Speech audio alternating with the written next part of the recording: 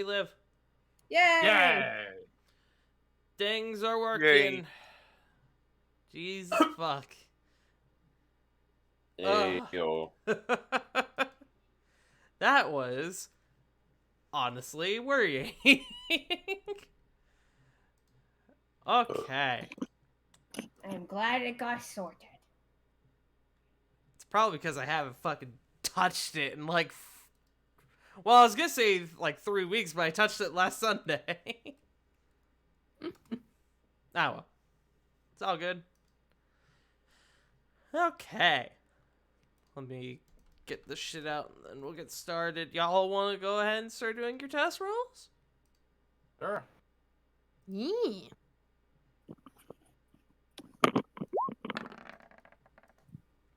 Not 20!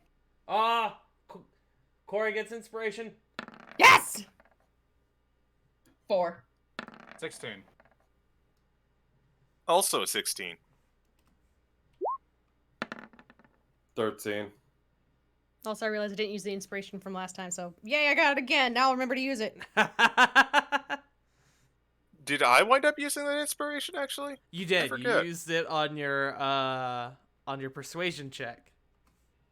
Oh, no, I meant Corey's persuasion, actually. Or inspiration. Oh, no, I don't think you did. Oh, okay. I would not let you use someone else's inspiration. That's Yeah. fair. Let's That's say, fair. wait a minute, it sounds like a driver's thing. Wait a second. Wait a fucking second. Hold That your head sounds on. not very cute. Alright, let me check my channel to make sure I actually am live and it's not Yeah, bamboozling I'm on me. yours. Okay, cool. I wanted to make sure. Yeah. Alright, I haven't even like gotten my dice out because I've been dealing with this shit. Ah, I almost immediately dropped my dice. That's the kind of day we're having, apparently. Yeah. Yes. Alright, but put that away. Guys, gals, and non-binary pals, welcome to another episode of Exilia Regalia. I am your humble dumble master, the one and only pudding pastry, farting tart, joined by my crew of what was that I said last week? Somebody remind me, it was something stupid. Something stupid. Joined by our something stupids. Joined by our succulent stupids, we have... No! No. Hang on.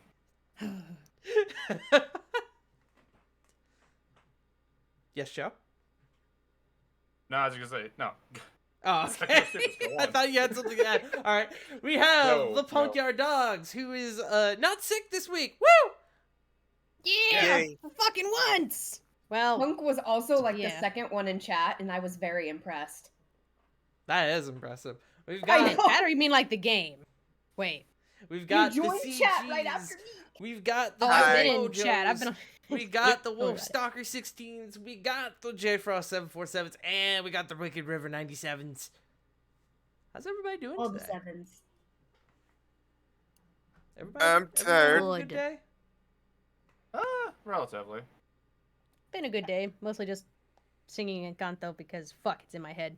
I watched Doctor Who. Hell yeah. Nice. I put a computer desk together. Nice. At least you were productive. I got to watch my dog get excited by snow. Does he love it? Aw. He does. Nugget has only been around snow twice. This being his second time. The last time was in November of like 2019. God. So he was quite excited. But let's go ahead and get started, shall we? Y'all want to roll some bones? Yeah. Yes. Allow me to put on See. some music. Joke's on you, everybody. Roll initiative. Yeah. Alright, round 2, let's go. Wait, You what? mean 3 at this point? Let's not think about that.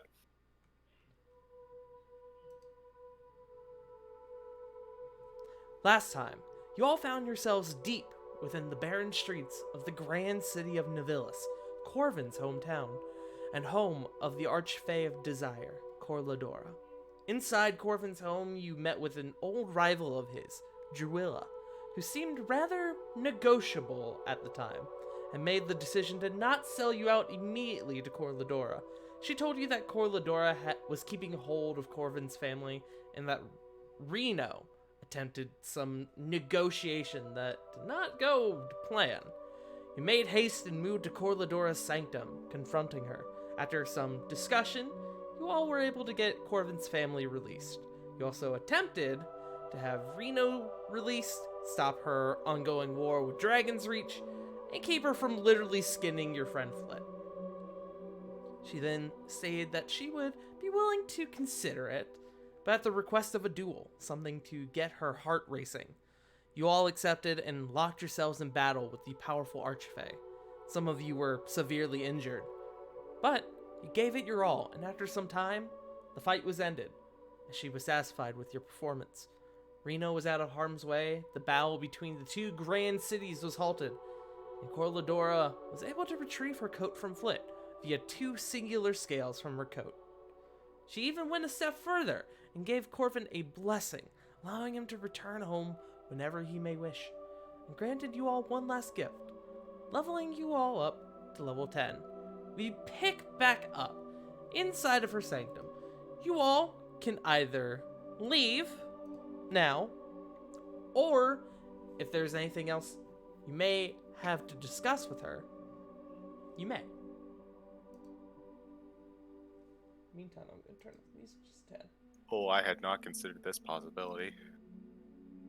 Me neither. Okay, I can't turn it up. Hold on.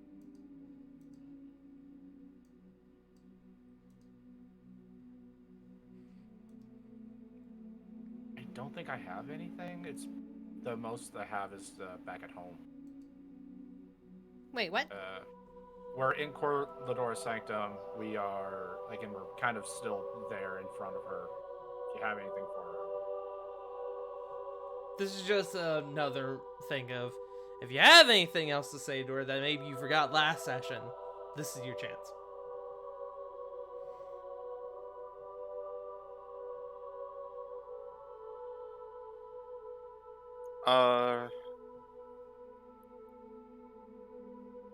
All right. Flit has something. Okay. After this moment of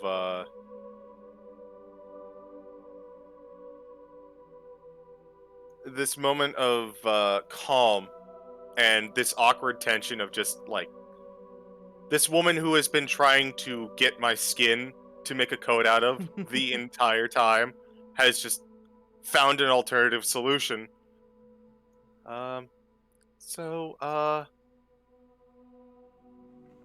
You ceased the war with Novillis. What now? What are you going to do? That is a very good question. I think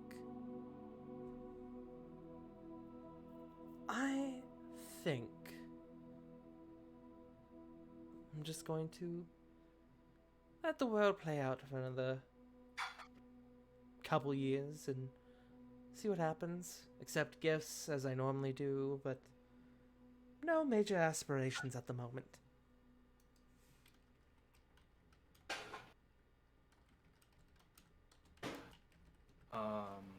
Corvin is actually going to kind of come up. You said you were going to be here for, you're just going to wait for a few years. I have a bit of a proposal for you. Oh.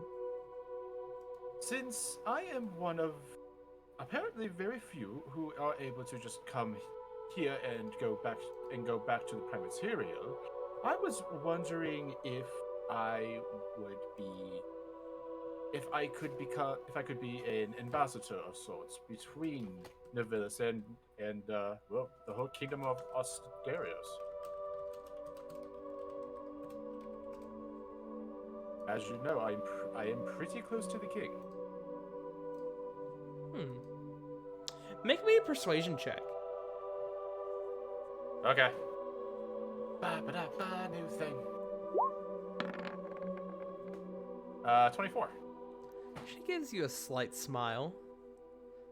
Initiative. I like that. Allow me to give it some thought. But I don't see why not. I do thank you for at least considering two words, I swear to God. I do thank you for considering this. But if you don't mind, I would much rather go see my family. It's been some time. I understand. I will be here. At midnight tonight, the city will be returning back to the Feywild. So, take your time. You have all day. He actually pulls up one finger. Actually, something that just came to mind. Just one more thing. The name Nyarmut, does that ring any bells for you? She gives you a curious look. Indeed, it does. That is a name I hear very few speak. As you have clearly have seen, we have been dealing with we have been dealing with the father of all the celestial dragons, Normandia, and Nyarmut is somehow tied to him. So I was mostly curious if there was a way to speak to them. She thinks for a few moments. Nyarmut has not been seen, even by someone of my prestige in many years. It's not impossible, but it will likely take some time, possibly more than some of you will live throughout. I can look around, but I can't guarantee anything. That is completely fine. It was a curiosity, mostly because the other offspring have been a little standoffish when it comes to their father's history, and for very good reasons. It's just curiosity's killing the cat in this scenario. I need to know what the full story is. Well, Nyarmut is the being that gives the Feywild the magical powers that it possesses. So, I like to be a bit more reserved to make sure that magic is upheld. I like to rest. But I can't imagine it would be impossible to find them.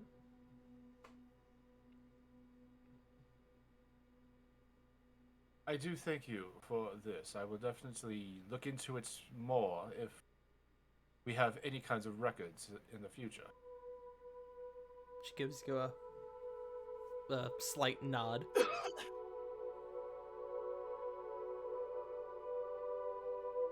Love game, that's all I got. Okay. Anybody else? Going once? Going twice?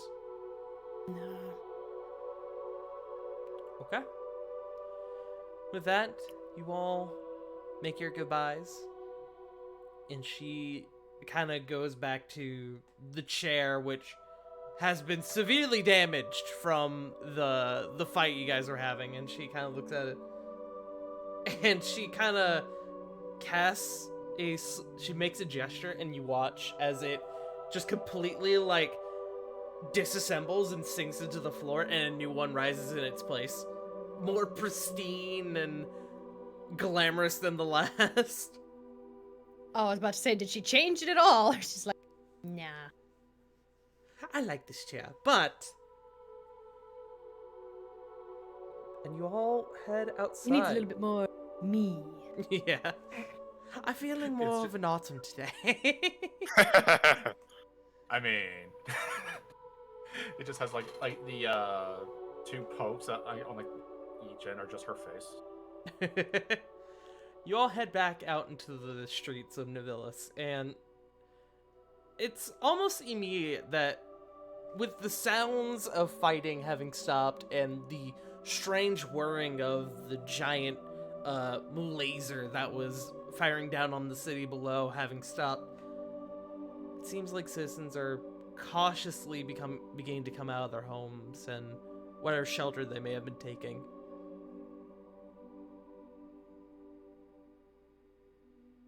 It seems like it will take a little bit of time for the day to get picked back up to what it was before, but it seems like people are beginning to relax now. That being said, what would you guys like to do?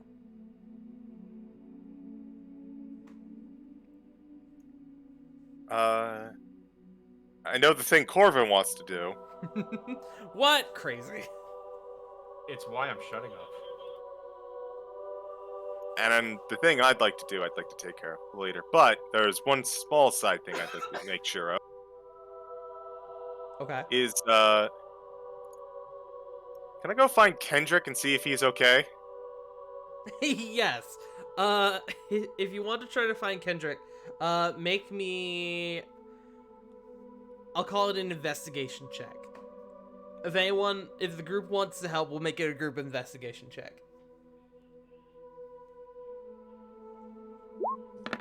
I would like to, but still can't access my roll 20. Okay, no And worries. Kendrick. I would like help.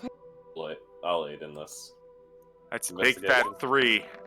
3. Kendrick was the leader of the Griffin Riders, who helped you guys get up into the city. Oh, that's right. I liked him. You did. You rushed to his aid. 17. 9. Alright, 27. I'll roll for Sarah here. Give me 1 second. Thank you. Boop boopy doop. Investigation. 11 for Sarah. Ravon. He did it. He's coughing. Oh, he's Yeah. coughing. Okay. Sorry. 6. So, very mixed rolls, honestly, from you guys. So, you guys spend a little bit of time, and you go back, and you kind of go back to the area where your griffins were. The ones who survived the journey up here are fine. And you actually spend a little bit of time with the assistance of the griffins, kind of combing throughout the city streets, seeing if maybe you can spot Kendrick or any other Griffin Riders. Kendrick doesn't seem to be up here.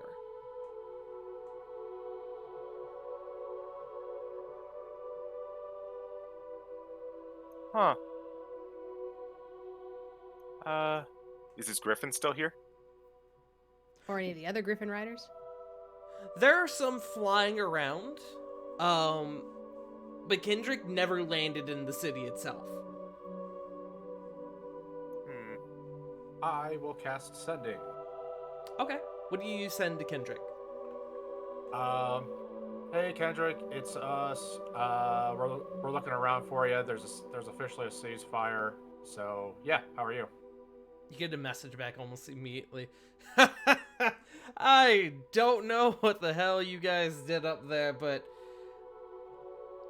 things are great down here. We're now all celebrating. Things are great. We're actually making and then it cuts out because I, once again, during a sending message, forgot to count my words. I do it all the time, man. Corvin's gonna look towards the party. Oh, he's fine. That's good. Did he say where he was? He said down here, which leads me to believe that he's back in the city.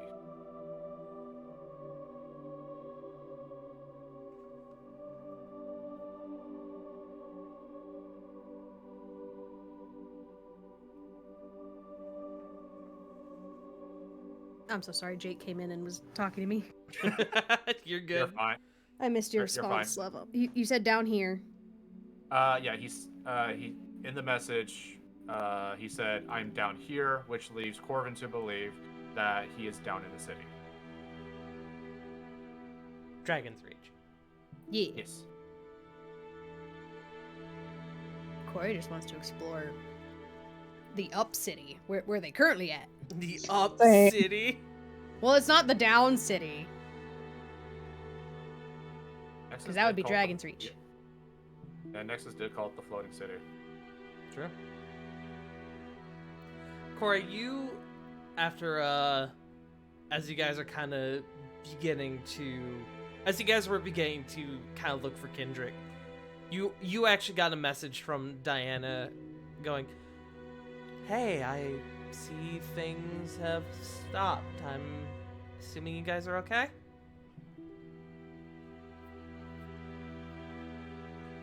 Yeah.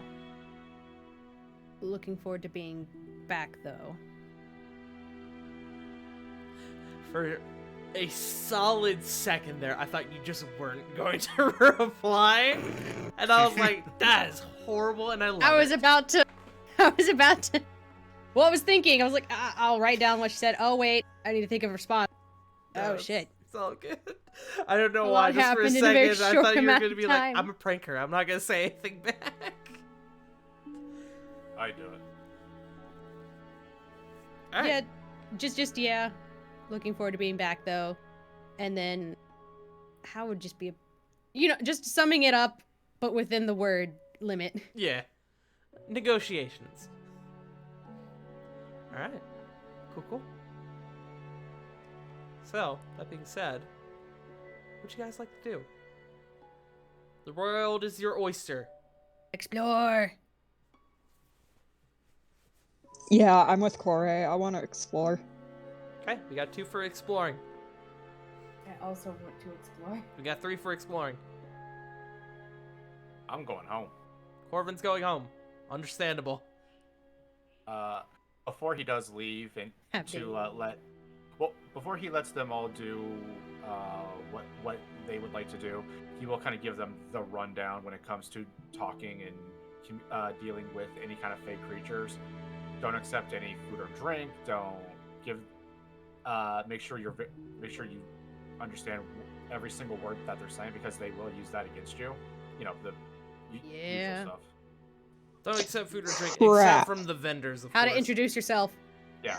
So, is this going to be like an option of we can go meet Corvin's family and then explore, or is it one or the other? I am going to say it's because of the incredibly hectic day you guys have had, it is getting a bit late. I'm going to say you have a choice of one or the other. It's right now probably around... I'm trying to think, because you guys have been all over the place the past few weeks. I would say it's probably...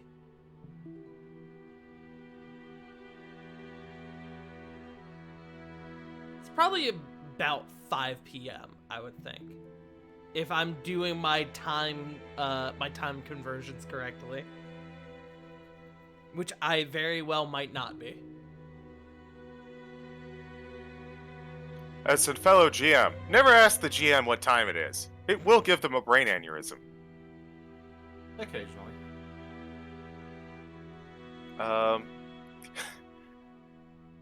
Understandably, but above game, I don't want to be a spoil sport, but in game, Flint would like to go inform the king and get as far away from the city of Novellis as possible. You know what, I think, That is very thinking fair. about it, I think when you guys originally left the city, it was, I think when you guys originally left the city, it was, quite late in the day. I don't fucking know. I'm just gonna say it's like fucking 5 p.m. I don't fucking It's remember. It's the Feywild. It's documented as being timey-wimey bullshit. Yeah. Oh, son of a bitch, I wanted to do both. Same. I wanted to hear what embarrassing stories Corvin's mom would say. Exactly! Or siblings. They tell the worst ones. Those Yeah. fuckers tell on you. You literally have a pick of the literal in that regard. Oh my god. Rovan can have revenge! Bastard DM, how dare! Wait, what am I getting revenge on? Me? Okay, Remember- so I'd like to suplex Corbin off of the city. I pop back in. That's a good point. If you do that, he can just pop back in and he can just say, alright, good luck, idiot. I died as I lived. Suplexing. Tripping. Oh. And hungry for cheese. Tripping on this drip. Alright, so. Corvin is going to go home. Flit, you said you wanted to just leave Navilis entirely? Unless someone would like to persuade me to stay. Well, Lily is definitely not, is going to explore rather than pester Corvin, especially after the day he's had. You've all so if had a you would- very long day, to be fair. Yes, if you would like to keep, Lily company for at least a little while, and then we can head back together on the Griffins. Because we have our Griffins, right? Yeah. You guys have all except one. I'm trying to remember whose Griffin died. Yo, Corbin's. yep, Yeah. that was mine. Yeah, It was Corbin. Corvin's. Right. Oh, fuck. Rest in pieces. Oh Corbin damn, will I have really to want. piggyback on someone else's. I'm going with Corbin. I want to hear embarrassing stories. Okay. I was about to say, can we combine them a little bit? A little bit of exploring along the way to Corvin's family's place? You guys could take the long way there. Yes! Yeah, let's do That. that. We are literally taking the long way home. I love it. The scenic route, if you will. The scenic route. It's actually it's an old song. Okay. So from what I'm hearing, everyone except Flit is going to Corvin's place.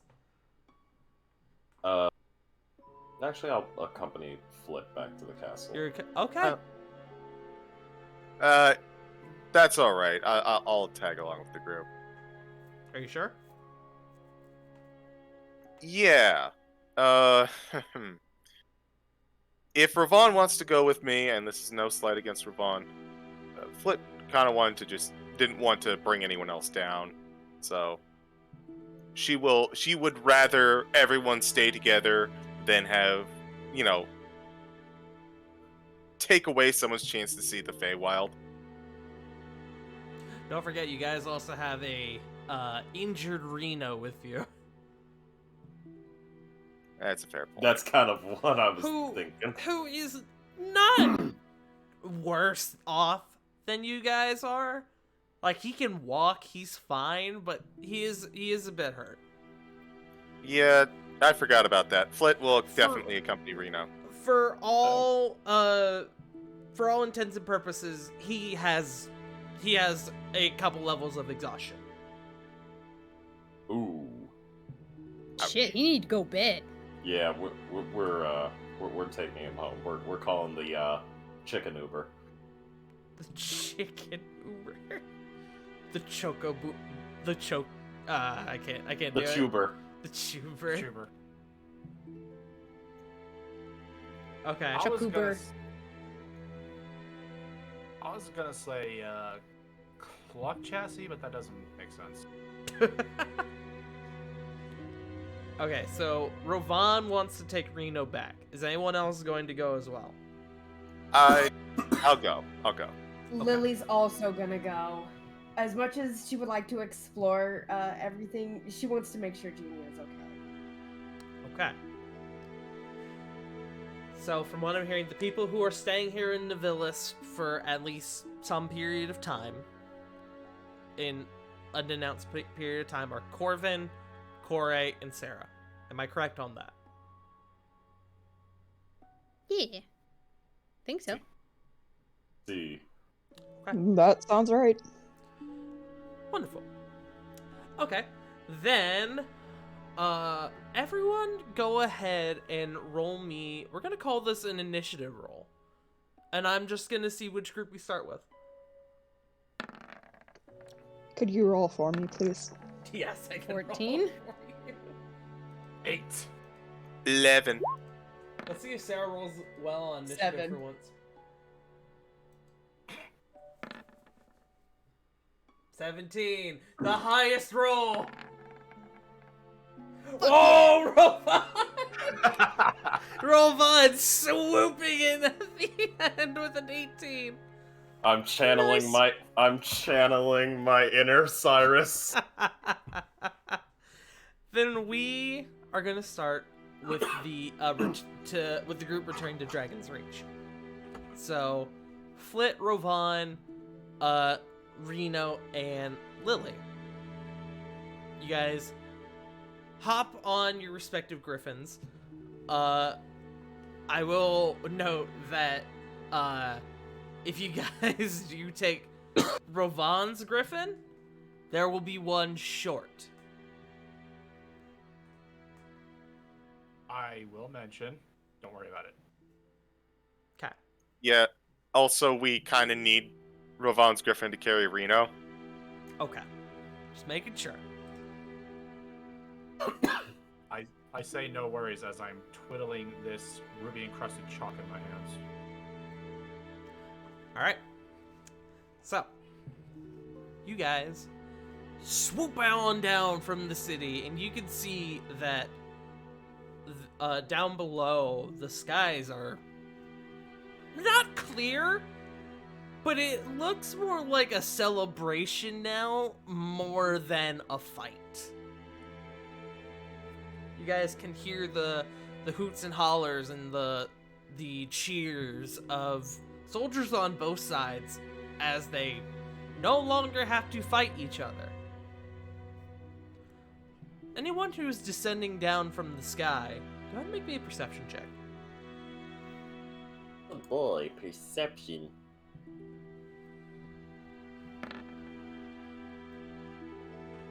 17. 14. 17. Nat Natural 20. 20. All three of you can see that where that giant slot was, where that like big laser had come out, seems like nothing's actually there. As if nothing was there to begin with. Interesting.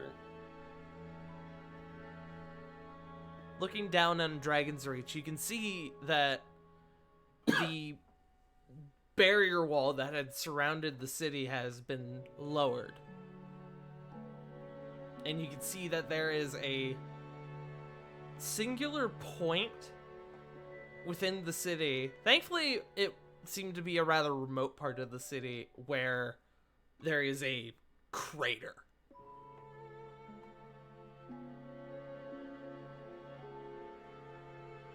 A deep crater, I assume? A fairly deep crater, yes. Well, I guess we should be thankful that it didn't go any further.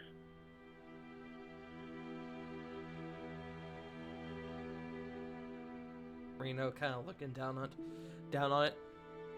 Well, at least they hit a remote part of the city, rather than the residential district. Hello, Nugget. Welcome, baby. Nugget, Fluff. best boy. But you guys continue to descend down into the city. Where do you all go?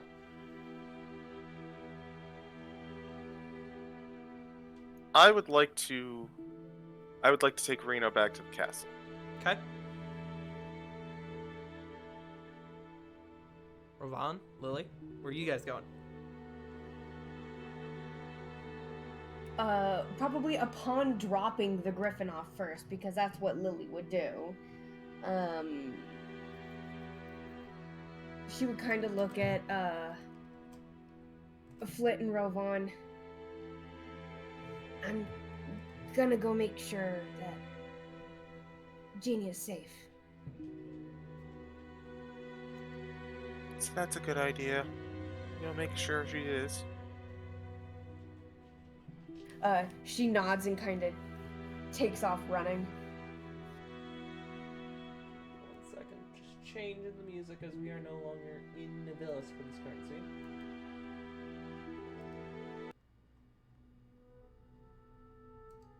Okay. So, Lily, you begin to sprint through the city streets, and you can see, kind of looking around, that more and more people have sort of begun to kind of come out of their homes, and with the current celebration that seems to have been engaged, people are beginning to feel relaxed. Some of them are kind of finishing up with what they were doing. You can see a number of businesses who kind of, with the events that just occurred, kind of go, yeah, fuck that, I'm closing for the day, and just don't open back up. And you see, like, some of the store runners just kind of lock behind them, lock the door behind them, and just leave. Just, yeah, I'm good for today. Can I make a perception check to see if I see anyone I know? Sure, make me a perception check. No, I can't. No. You see a lot of people you don't know. So, my question is, where do you go?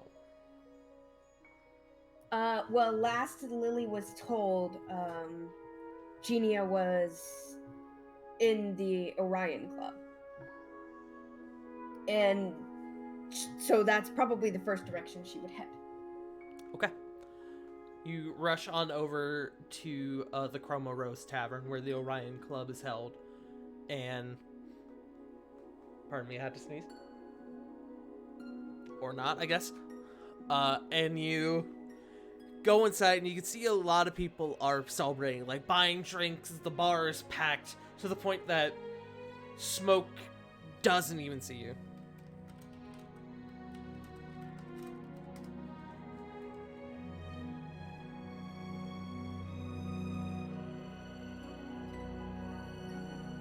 What do you do? Lily's gonna kind of rush up to the bar. Okay.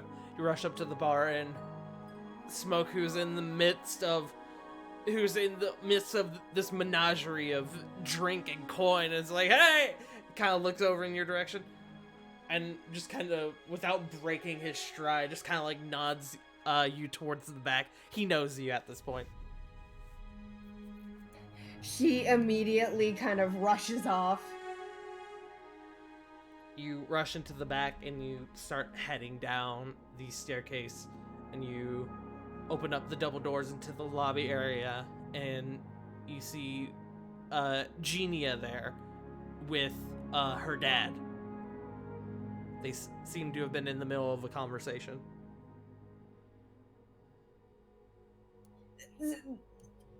Hesitantly, not wanting to interrupt a conversation, she just clears her throat.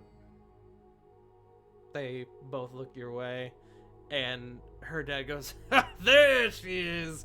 And Genia comes over, and she swoops you up into a hug. I was really worried about what might have happened.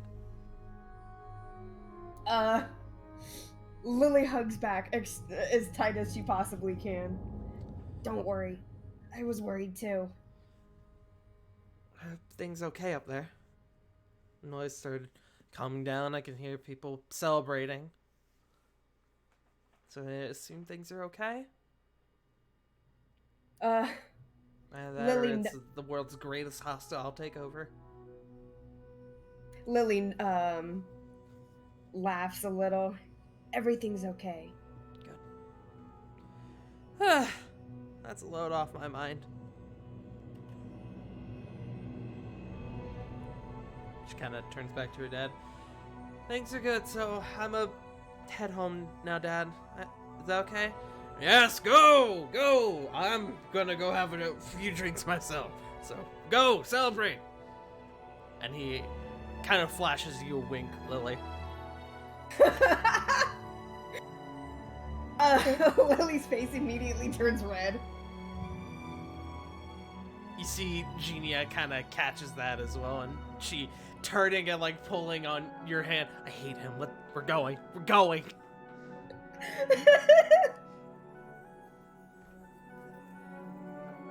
That makes Lily giggle. You both head back up the stairs and back into the bar area, and she kind of turns to you. I wouldn't mind a drink, but I assume you're probably really tired. You look actually pretty beat up. Are you okay? She kind of looks down at herself, and, you know, everything being all, rough. It's been a couple of days. Let it be known, the past like few weeks of these sessions have all taken course over like one day. You guys have received like 3 different sources of long rests in like a single day. Yo, we're gonna be up at 2 in the morning, just like, I gotta do something.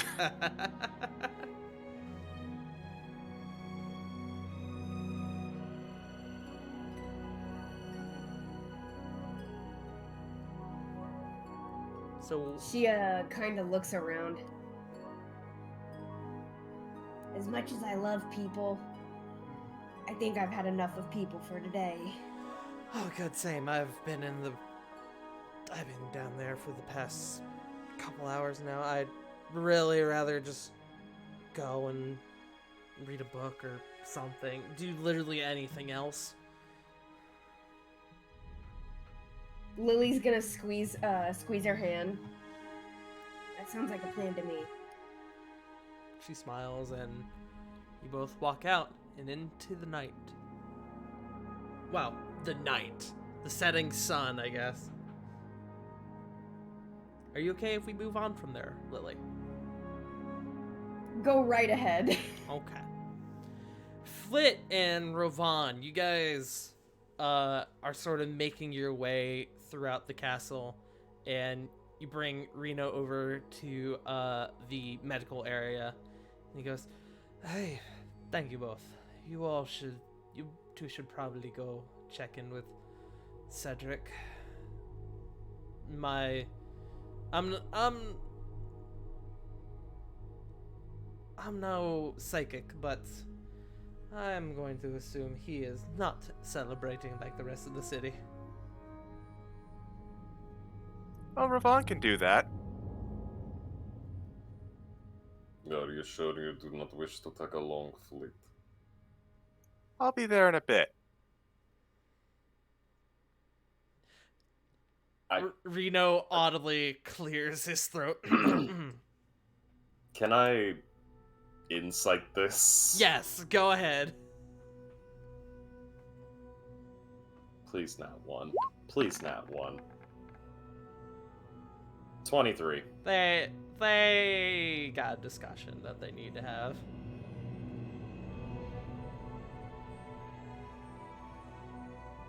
Just kind of keeps his mouth shut, nods, and Rovan just starts walking away. Okay.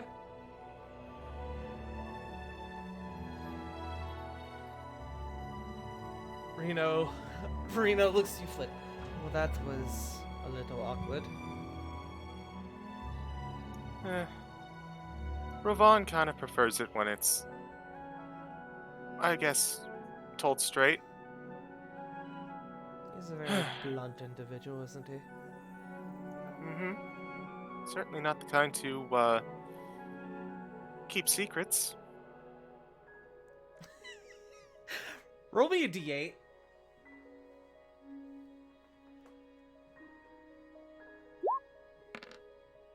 Six.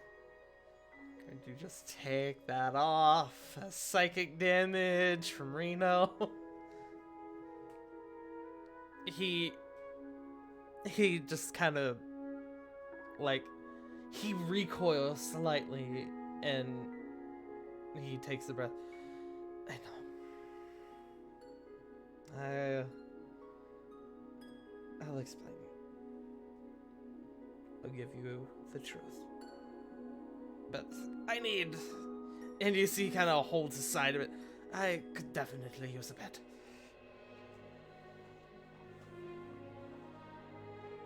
I thought he was on a bed. I assumed you guys were like in front of the medical area. Ah. Well, let's go find you one then. You both head inside and you quickly find a bed and are able to sit him down. You can see that there are a few beds currently in place from mainly Griffin riders who had been injured during the fight. Thankfully, the ones in there don't seem to be too serious, but thinking on it, you're fairly certain not everyone survived that fight. Mm-hmm. But at least the ones who got injured weren't too badly injured. You go and you take a seat a bit further away from the rest of you, and one of the nurses kind of comes over. Do you both need assistance? I'm fine. He could use a look over, though. He kind of holds up his hand. It's quite all right. I trust this one here, kind of pointing at you, Flit.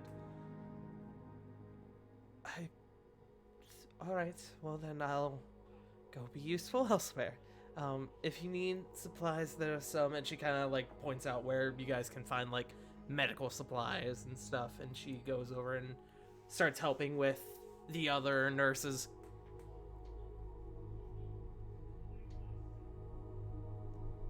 He kind of looks to you, figured it probably would be best for her not to hear our conversation. Probably for the best. Hold on, I gotta check something really quick. I'm sorry, I think it's snowing again. Uh-oh. Oh yeah. Oh yeah, it's coming down. How bad? Not super bad. Enough to I'm like, ooh, yay, snow. But if I drop for some reason, you know what happened. Gotcha.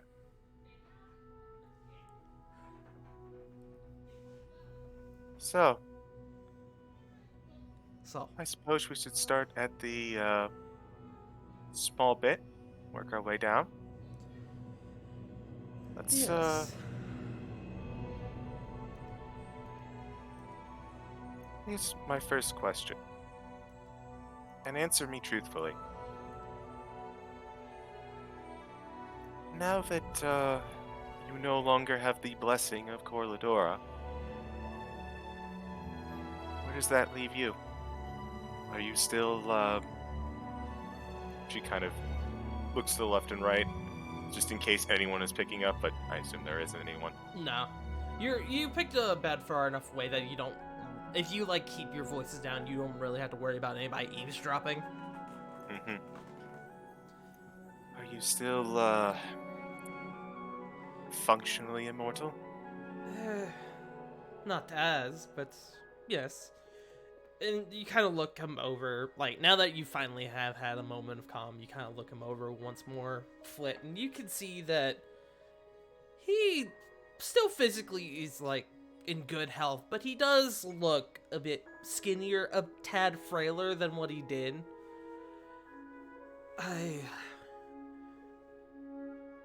While Corladora's power certainly, helped, I still have a number of packs that, while they all are arguing amongst each other, should keep me alive, and well, if they all decide to drop me at once, well, then that's unfortunate, but not the end of the world. Well, end of my world, I guess. Sorry, I sometimes use humor to work through the trauma. You can see he kind of takes a breath. I'm fine. He kind of looks down at his hand. Good. I was just Flip was gonna say, Okay, it's good that you're fine. And she's gonna walk over to the ailing Reno and whack him upside the head. He doesn't even fight it. He just kind of, yep. I probably deserve that. In fact, Well, I that's- definitely deserve that. That's for flying off and thinking you could solve this on your own solo. Why you always gotta be so dramatic? It's what I live for. It's the only thing I'm good at. I'd say you're good at probably a fair bit more things, but we'll still on the topic of Corladora. What did you wind up doing with Falu? Oh, you saw what happened to Fallow. I did. And the little prison that you had him in. But- Yes, I unfortunately had to relieve that. I frankly think relieving Fallow's essence to her is the biggest reason why I am not more beat up than I am.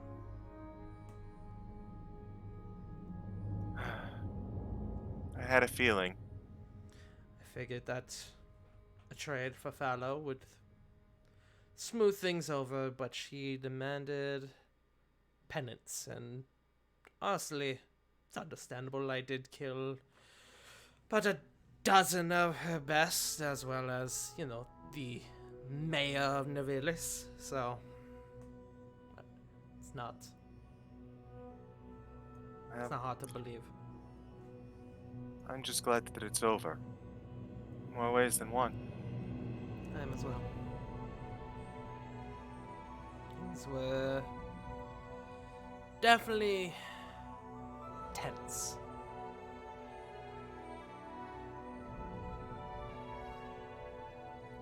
I hope that we've put all this behind us.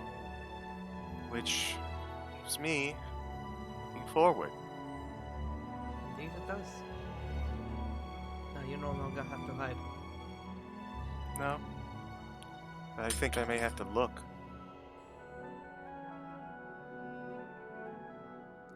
And Kind of gives at- you a curious look at that. at that, Foot is going to dig into her bag, just kind of peer inside, move some stuff around. Come on out. We're out of the Feywild now. Toshi kind of nervously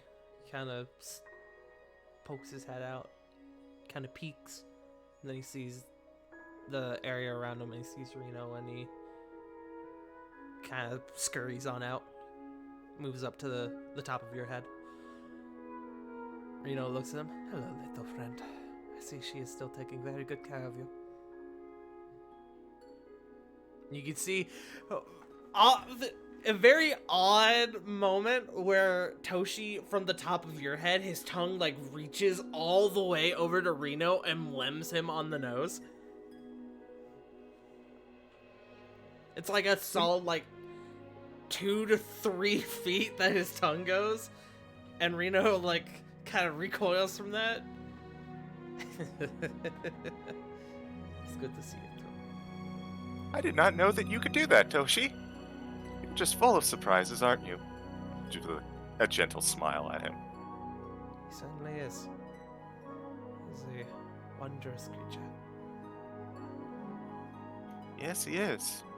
And from what you told me, the remains of my tribe at the hands of Corladora. You can see as you're saying that, he just is like slowly taking a deep breath. Yes, it is not the... I didn't lie, per se, but I will admit that I didn't give the whole truth. After what happened with you and Corladora, well, I guess I should start at the beginning. He kind of thinks for a few moments. back when you were in Coldador's care, he says with visual air quotes, I was actually in Nevelis on a bit of a mission for her, something to keep our relationship well, something to... I do that from time to time with my patrons, make sure I'm still in their good graces.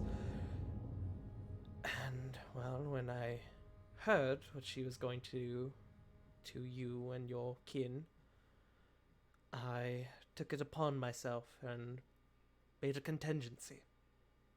That contingency was Toshi.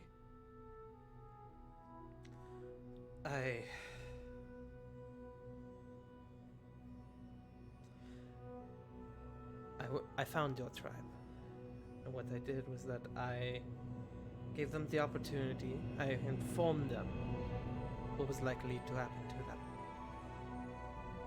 And the elders of the tribe agreed that it would be best to hide. I gave them that opportunity, informed a sort of... You saw what I did with Fowler, right? I put his essence in a crystal. I did something like that with the tribe. I combined their essences to that of a single creature. And as he's saying that, he's looking directly at Toshi. One with the memories, the emotions, the intelligence, every aspect of that tribe, including their magical abilities. The greatest minds, the fiercest warriors. I realized after I had done this that I had essentially made a demigod. Flip blanks for a few minutes? I'm sorry, what? Have you noticed, Flit, that in your interactions with the Court of Dragons, have any of them seemed to have taken interest in Toshi?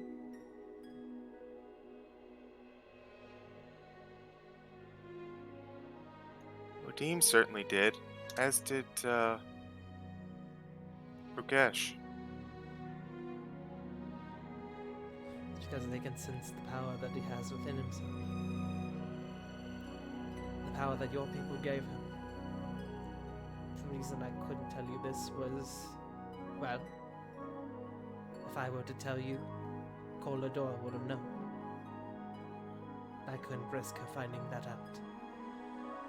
Let's see. Now I look at Toshi, and I feel a mixture of emotions. I feel proud like a father for creating something so powerful, but I feel guilty for taking away the lives of your tribe, putting them all on pause. And now, I find myself in the odd circumstance of one life versus many. Do I return your tribe back to where they were now that they're no longer in danger? Do I destroy probably one of the most powerful and magical creations this world has ever seen? I can't decide that. That wouldn't be right of me.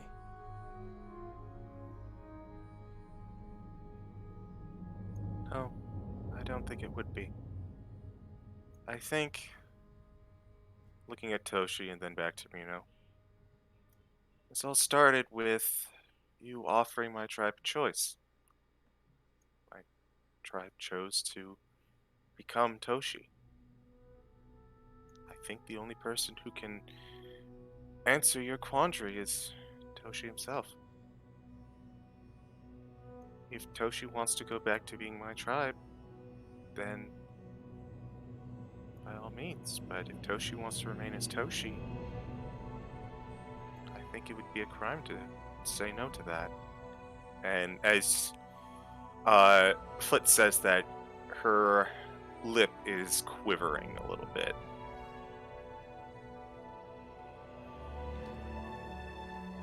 Toshi crawls down into your lap, Flit, and just kind of stares up at you. Make me an insight check.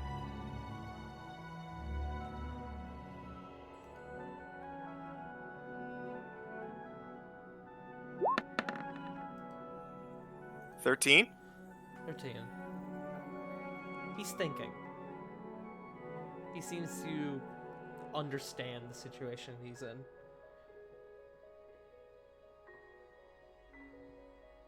You watch as Toshi kind of looks back at Reno, looks back at you. And then you hear in the back of your mind, I don't know. I think I feel bad knowing that me being around keeps the rest of your people from being around. I don't want to do that. But I'm also scared.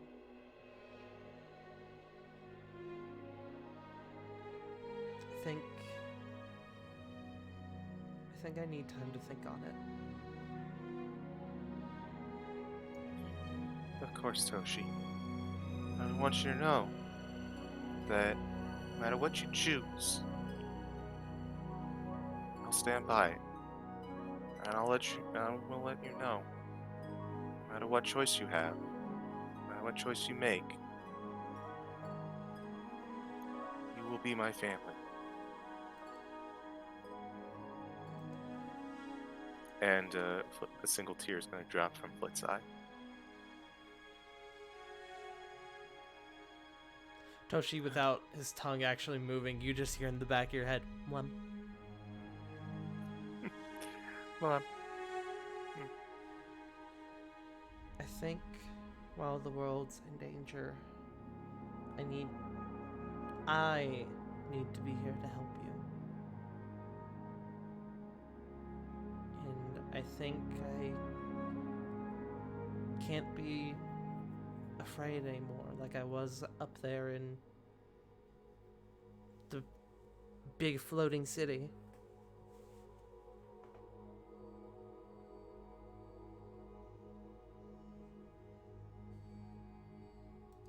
I understand. And it's a big decision. And I respect that. Fear's something I was with my whole life, and it's a powerful emotion, but it's something to listen to. So even though you were afraid, and even though you weren't afraid at that point, it's natural. And you shouldn't think less of yourself for it. If you want to be brave, fight, save the world, don't worry about being afraid. Just be who you are. Toshi visibly smiles. And you hear, I'm going to be brave. I'm going to help you save the world, and then when it's all done, I'm gonna help you bring your people back.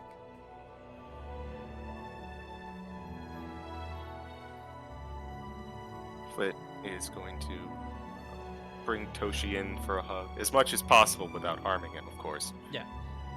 And she is just openly weeping at this point. As you bring Toshi close and you both sort of snuggle together, there's a warmth that you feel together. And you gain Toshi's blessing. You now, Flit, have the Invoke Duplicity feature that a Trickster Cleric normally gets. Oh. Oh! The difference being is that you can only use this once a day. Oh dear! So you and Toshi have now formed a bond as tight as family.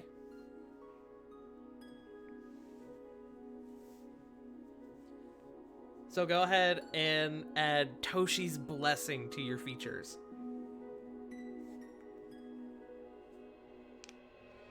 I am doing so right now. Alright. In the meantime, we'll possibly come back to that in a moment, if you, assuming you had other stuff, Flit. By all means, take a break from me. Okay. We're gonna move to Rovan. Rovan, you sort of slink off and head over to where Cedric was, in the tower that you saw him in before. And you go up there, and you find that he's not actually there. You kind of double back and you head back towards the meeting room that you guys normally meet, and then he's in there with Theon. Both of them just kind of standing by the big windows, kind of looking down at the city. As you enter, Theon turns to you, kind of confused as to the fact that it's just you. Welcome back. Forgive, my lord. I did not mean to. Well, Cedric I did. speaks up. No, it's quite alright. We were here taking in the peace for a moment. Please, come. Sit. As you wish. And Ravon will take up a seat. Cedric kind of turns back to the window and starts peering, and you notice when he turned back to you, Ravon, you could see like the bags under his eyes. He looked tired. And he kind of takes a breath. Is the rest of the party all right? They are, my lord. Currently, it is myself, Flit, Lily, and of course Reno that have made landfall back on Dragon's Reach. The Reno's rest of all them, right then. for the most part. Good. We were worried. We weren't sure where he had gone.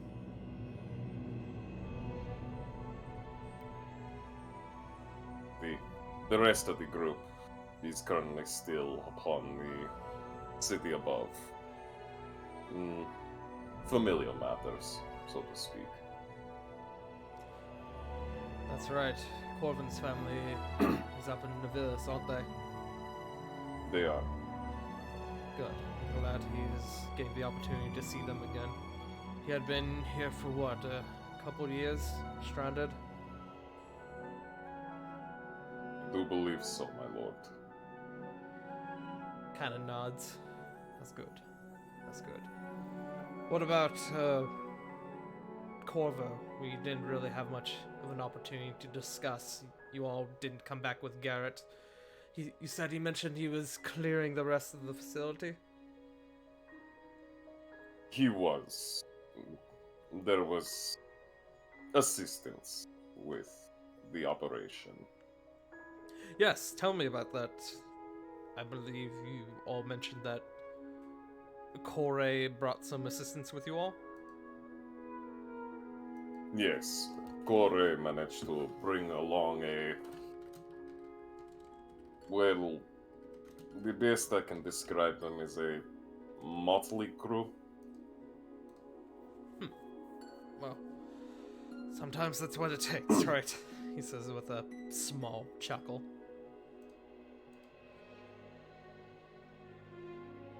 Motley crews in one way, shape, or form. I apologize for not being able to assist more than I could. I couldn't leave here, and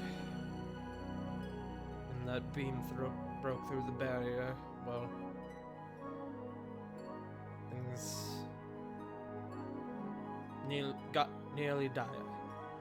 So I thank you all. I don't know what you did up there, but it seemed to have worked.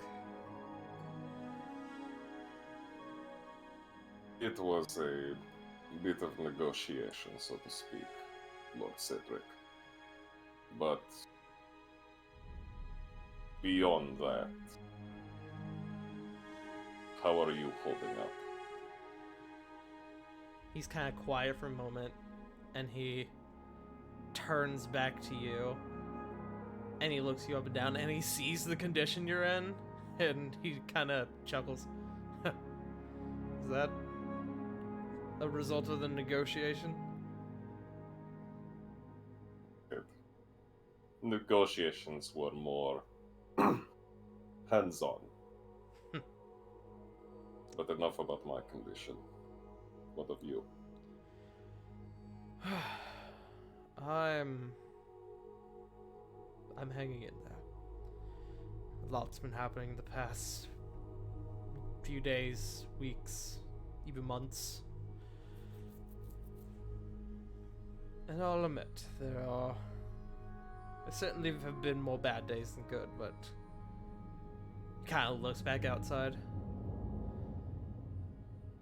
I think this might be a case for opportunity. Perhaps Navilis and Coldadora will be more willing to assist us in any efforts we may have. Soon, considering the fact that the alternative is, well, utter annihilation.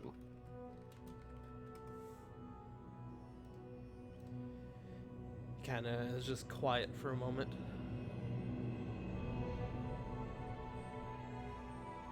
So, tell me, what exactly happened with the whole Corvo situation? You weren't able to give me a proper debrief.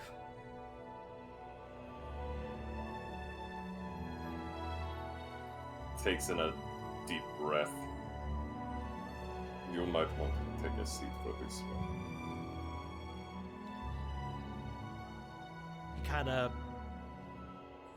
He does that thing where he kinda looks over his shoulder at you, but not really.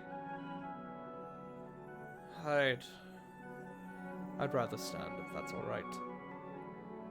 I've always taken bad news better standing. Theon lets out an audible laugh.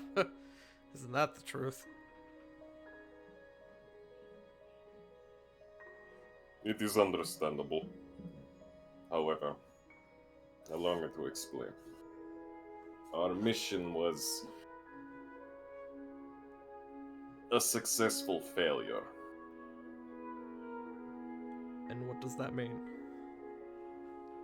On the one hand, we managed to, well, succeed in a rescue operation. We failed at the prevention of the arising of the Lich. But it does not matter considering the Lich is now dead. He turns and he looks back at you. What? He's dead. Is he alive or dead? I don't understand. He's gone. Annihilated. How? There is no trace of him. As well as one of the members of the Hellfire Assembly, Weston. He also perished, though his was more of a self-inflicted perishment. Weston was Sarah's uncle, was he not? Yes, Lord Cedric. He kind of nods. He may have been our enemy, but he was still family. On the topic of family.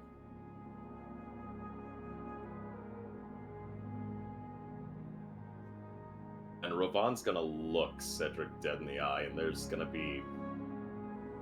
You can look at Ravon's face, and there's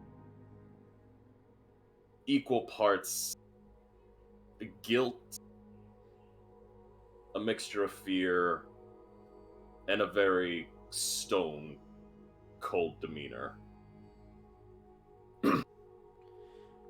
He kind of pauses and he kind of raises his chin up a bit. I've seen many looks like that in my life. None of them are followed by good news. Many of them are followed by the worst news I have ever received. So, don't beat around the bush. Just tell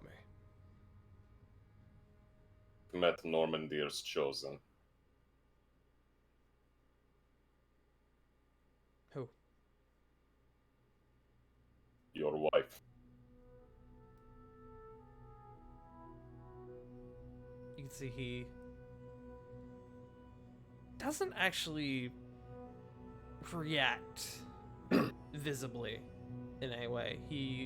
His gaze kind of lowers down to the floor. And he kind of just turns back to the window. He looks outside. Theon has more of a visible reaction than he does, and he just kind of is looking in between you and him.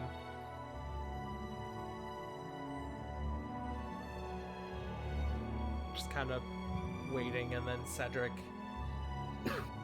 after what feels like an eternity, but it's probably no more than 20 seconds, clenches his fists down at his side, and you can see his gauntlets begin to glow this like bright golden glow.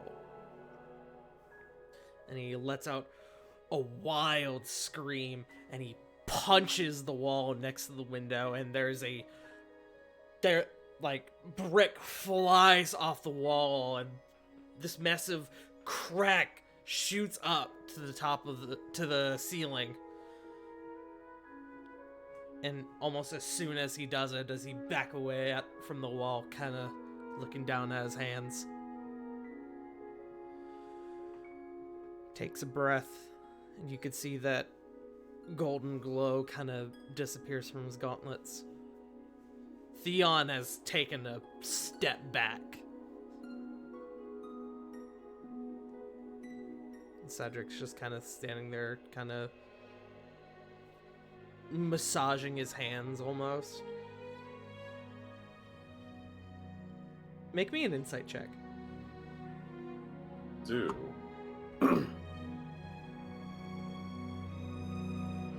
Such 13. He's obviously upset at the news. But you can hear, if you listen close, you can hear him with kind of like shaky breathing. And you can hear a very light popping of bones in his hands.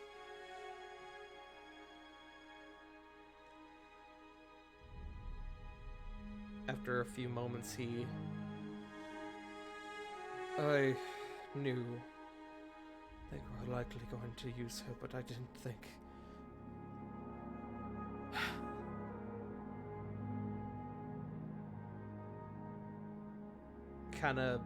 His head just kind of hangs for a moment. Theon, at this point, speaks up. Maybe it would be best if we all rest. And Cedric goes, yes, I need to think. That Lord, sounds good. forgive me. On the contrary, I hope you can forgive me. And he, without saying another word, turns and begins almost marching out of the room. Theon's still there. He hasn't moved an inch. You're right to tell him. It's not right to hold that kind of information back, but at the same time, this is a problem. It is one we will deal with together. Theon, if I may. Please, go right ahead. And you can see he's kind of coming over to the table you're at, and he pulls out a chair, and Theon, as long as you've known him, you've never seen him sit down at this table before. He's always been standing there by Cedric's side. This is not only the first time you've seen him away from Cedric in this manner, but the first time you've seen him sit at this table. Taking a breath in and exhaling through his nose, Ravan will remove his helmet and place it on the table and pull up a seat. I need you to be frank with me. I need you to be frank with all of us. What are we looking at? Just from the one encounter alone, she basically killed two of us. She managed to destroy an Archlich, and the rest of us couldn't do anything. What kind of power are we looking at? You can see he's kind of brought his hands together, and he's kind of put them up to his mouth, kind of thinking. Aurelia was always one of the greatest of us. She was the one who stood up. It was the sacrifice, he says in air quotes, of the Web of Erebus. She's always been innately powerful. She was Archpriest of the Echo Dea. She's always been incredibly smart and wise in her own way. If what you say is true and she is Normandir's chosen, well, sounds like we're going to have to stop her before she brings back Normandir, or this world may completely cease to exist.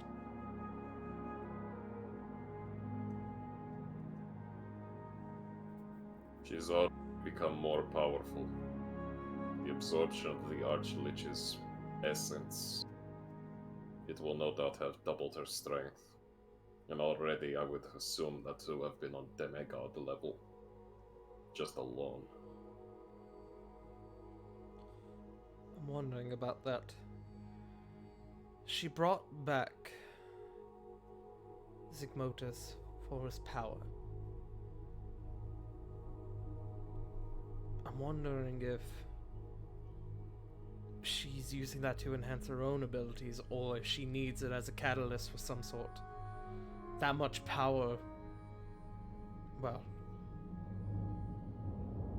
it could fuel any incantation I have ever dreamed. Actually, any rubric? Kind of leans back in his chair and he starts thinking.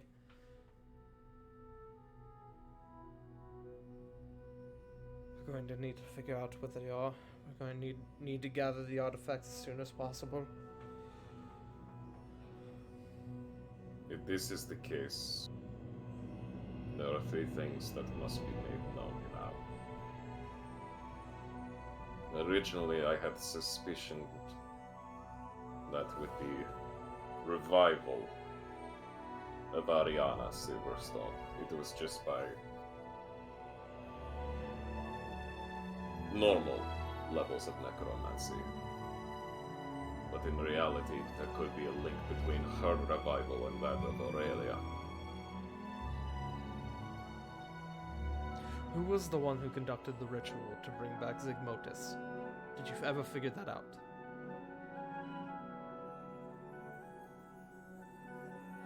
Kind of puts his hand to his mouth. An above game. I have the notes somewhere, but can you give me a You refresher? learned his name while you were there. Zygmotus said the name Elrock Nazir. Thank you. Yeah, Let me I just got add you. that again to this session's notes.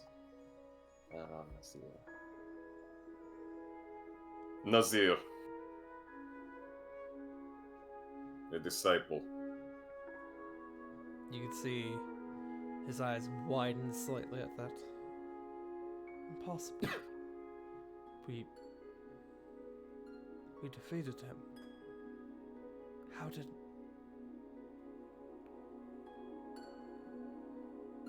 You can see he kind of thinks for a moment. Kind of lifts a finger to Theon. You said defeated, yes? Well, when you're a group as powerful as us, defeated usually ends up being just one thing. Is it though? I watched his form completely evaporate. I was the one who caused it. It was a disintegration spell. Unless Zygmotus gave him more power than we originally thought.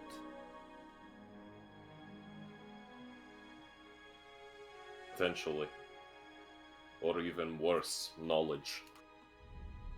For a person to return from the dead in such a manner without the usage of becoming of like that of a revenant. That's thorough planning. What if he gave his own disciple a phylactery? One for him to revive from in the event that he was defeated. A contingency plan. Tart, Yes. would I be able to roll an Arcana, kind of just to think about some magic? Like, any forms of necromancy / life essence magic. Sure. Make me an Arcana check.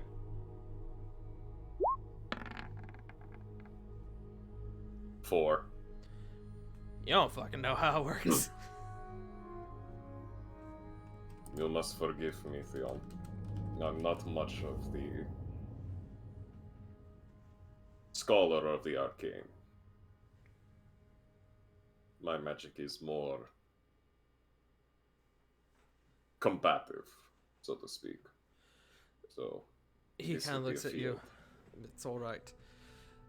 A lich, typically, when they accumulate a certain level of power, they're able to make a phylactery. What this does is that when they are defeated, after a set amount of time, or after a certain amount of power is collected, they're able to revive themselves from this phylactery.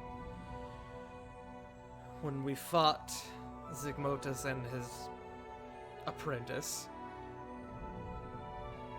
Elrock was young, naive. Didn't think I don't think any of us even considered the fact that Zygmotus gave him enough power to put together his own phylactery. Sorry, I had a stroke there. Apologies. Frack! You're good, man.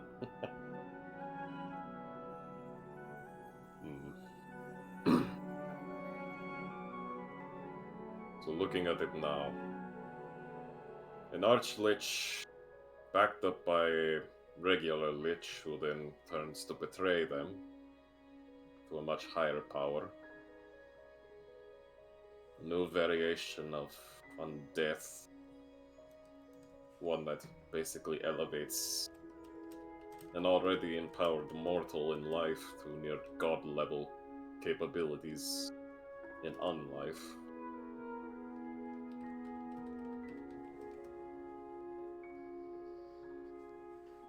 To say this, Theon, but we are not prepared for this. Not yet. even with our resources.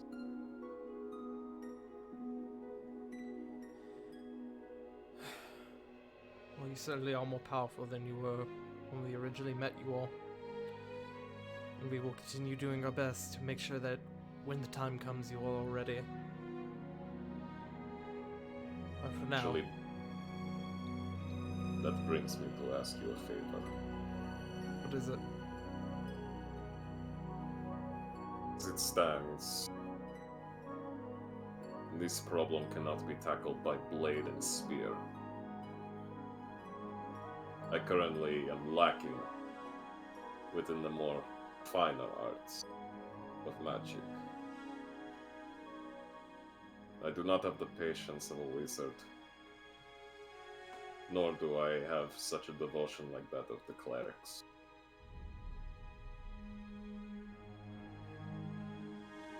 I will make a request. Consider me curious.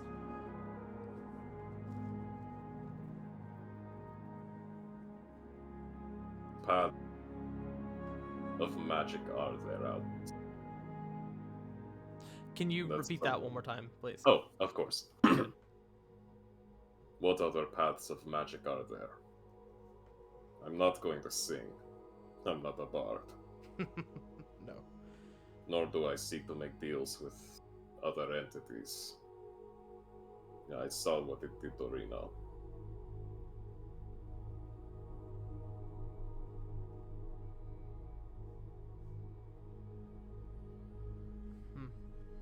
Kind of thinks on it for a few moments. The thing about magic, Rovon. Magic takes many forms. More forms than any one person could possibly imagine. Many of it is wild, untested. But if you know how to wield it properly, it can give you power in ways you couldn't even dream. I think I might have a solution for you. But this solution could potentially be extremely painful. And It would push your body to its limits. I'm no stranger to pain, Theon. More than likely, I will one day drop dead. But He leans until forward. that day, Sorry, repeat that? but until that day comes, I will keep marching forward. He leans forward and he looks at you. Ravond, I don't see you being the type to sling spells and wield magic that can change the elements. But what I see is a very powerful fighter. One with the power of the gods themselves at their side.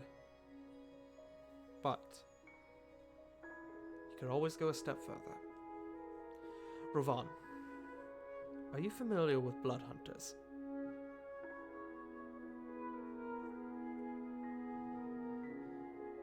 Teach me. He stands up. Not today. You've all had a terribly long day. We all have. You go and rest. Come find me tomorrow.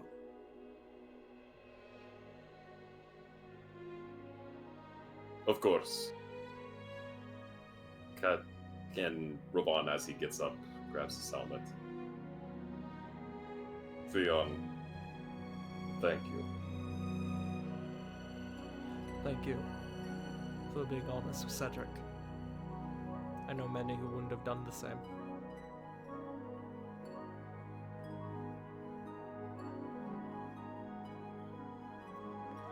You both leave, and we are going to go over to our other group, the Navilis group, now that that bomb has been dropped. You guys are making you. Actually, hold on. Let me to change the music. In fact, how about we take a bio break? How's that sound? Okay. Works for me. Sounds good. Yee. Thank you. Oh boy, this session is going one hell of a way, isn't it? Yeah. Yeah. Yeah. Bro, I am so excited. Thank you so much for that boon. Hell yeah. Nice. And Ravon's about to be broken. Yup. We got good shit in store for us.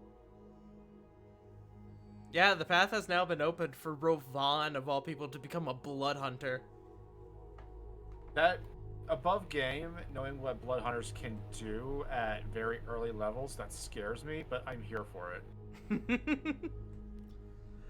Alright, They're but straight up awesome.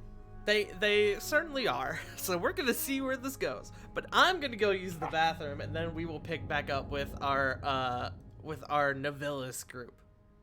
Can we have fun? Wait, music? Yes. Well, give me 1 second. How fun Someone do we find the want? elevator music. How fun do we want? No, not elevator. I like Uh, elevator music. I don't have elevator music on here. Or like, wait, what are you on though? Wait, I could do tavern music. Yeah. There we go. That's happy. There we go. A little bit of a jam. All right, I'm gonna go use the bathroom. I'll be right back. I can see your chat. You better behave. No, never. Always behave. Hey, CG. How Yeah. does it feel being a badass? It feels exactly the same because I was always a badass, Shifty Eyes. Yeah, it feels great. I'm so jealous of you getting an invoke duplicity. Same. On. Same. Well, the fact. in mine and CG's other session we are in over at Jack the Questionable, Lexori is my tiefling who is a trickster cleric and absolutely wrecked shit with invoke duplicity. Imagine that, but also adding in the fact that Flick can wild shape. I'm gonna be able to sling spells and bite people. Yeah. Problem is, I think it part of the wordage is you concentrate it as if it were a spell. Yeah, but that's okay. That's like the only like drawback, honestly, is that you can't put up concentration spells. Like literally, that's it.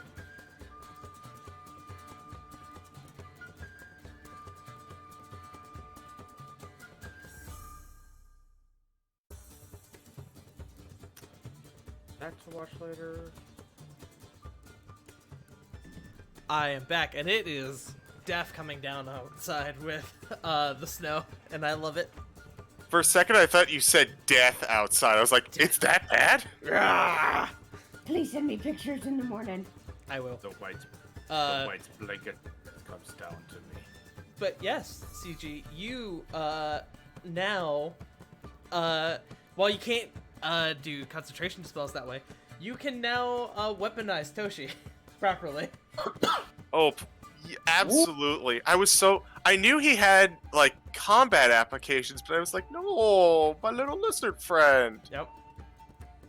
I can absolutely weaponize him. Excellent. Tart, So, check your Snapchat. check my Snapchat. Yeah. I You got can see the other Snapchat. good boy. Oh, it's a Rory. Your baby. Oh, he looked tired. He just got groomed Saturday. Baby. He definitely needed it, and he's still shedding. Hey, Baby. where's my pictures of Rory? You never check your Snapchat. Yes, I do. I check it. I don't send shit on there. Like once a month, maybe. People don't usually send me shit, and I don't get on very often to send shit because I don't like me. So, yeah. But I like Mood. you. Because I don't like me. I hate me. Moms, dads. Yo, have you stop met fighting. me? Yes! I Punk, did. Did you see the thing I sent you on Twitter earlier today? I did. You should have gotten a notification that I reacted to it with a heart. Sorry. It Oh, was in the messages. I probably Don't worry. did. I probably just didn't see it. River. He conked out. Holy shit. Eat conk. River. That's What? not Rory, but that's also a cutie. I too desire to see the Rory. Hold on, let me get a picture of him. Sweet puppy. Target.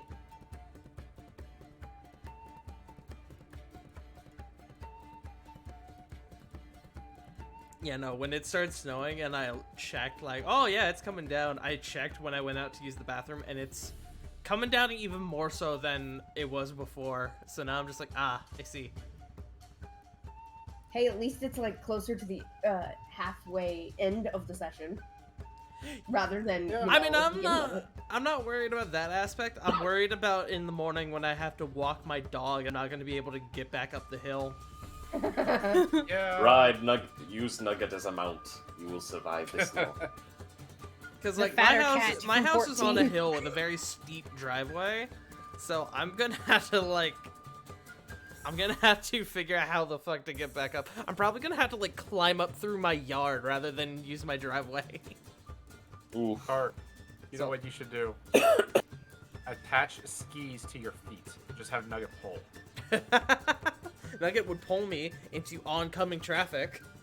Hush! Hush! He'd be like, "Oh fuck, I'm in control. This is a mistake, idiot." And then he would run. Probably. Oh. Well, if it helps, if it's coming down hard, oncoming traffic is not going to be an issue. That is a good point, actually. So I'm just gonna apologize right now for this horrible joke. Oh boy. So, let me ask you something. Why did nobody trust the low dex wizard? Oh god. Take a sip of my drink. Because he can trip at any time. God damn it! I hate it. I'll, and I I'll- hate I'll you. give you credit. I didn't expect it to go that way. Oh, Tart, did you see your DM? My DMs? on what? Discord. Oh yeah, I saw it. I was expecting a snarky response from you. Smile. Alright. Roll call. CG. Borf. We're gonna have everybody borf. Tart borf. J Frost. Borf. Joe. That was scary. Punk. Yeah. All Punk is right. actually cat, not dog. We've. Was that Rory? That was no, that was Joe. Oh. I didn't do shit. What are you talking about? And Shut up, Sarah. Joe. Borf. Okay. Let me change the music and we will get right back into things. Let's see. Let's go with this. I like this. Back up in the city of Nevillis. The rest of our party is combing through the this is fucking quiet as fuck. Actually, I'm gonna pick a different one. I lied. That one. Yeah, it's fine. The rest of our party is moving through the streets, taking the long way back to Corvin's home. You all move through a beautiful market district with beautiful pearlescent columns and like overhanging like wreaths and planters, and everywhere you move in the city is just a spectacle on the eyes. You eventually move through another area where there are several like food stalls and bakeries, and even though Corvin told you guys not to accept food from Fae, it's hard to resist the food that is being offered before you guys. You are seeing wild species that you guys haven't never seen before. Satyrs and like mystical races that have like mystical colorations that you all haven't seen before. You see like a white tiefling, but rather than just being like opaque, they have like this almost like sequined set of coloration across their shoulders and their chest of this beautiful, like pristine set of blues. You guys move through the city. Is there anything Corey tries anybody's not to looking for stare. in particular? What was that? You stare? Corey tries not to stare. Okay. Make me a stealth Yeah. check. Fuck it.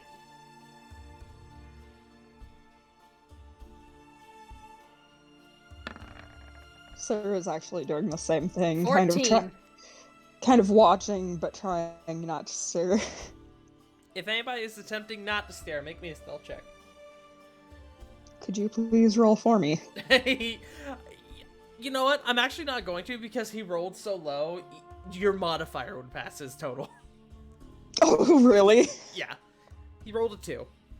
So, I mean, Oh, most definitely. Hey, Tarch, stupid question. sure. Would I know this guy? Make me a history check.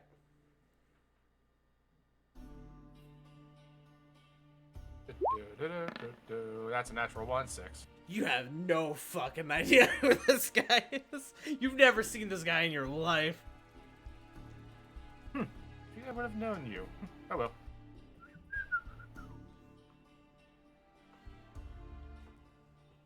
Corvin, is there any aspect of the city that you are specifically trying to take the party through as you guys are moving back?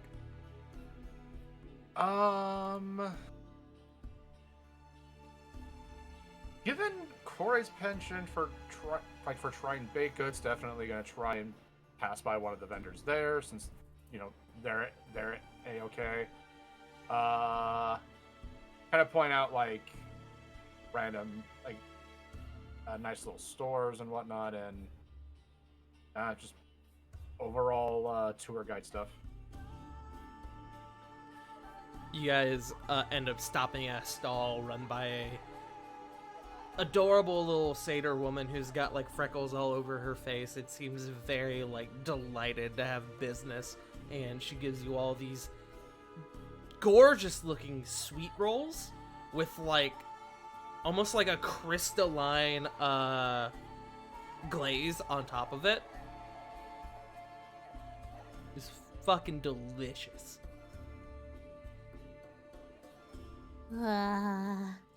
Tasty.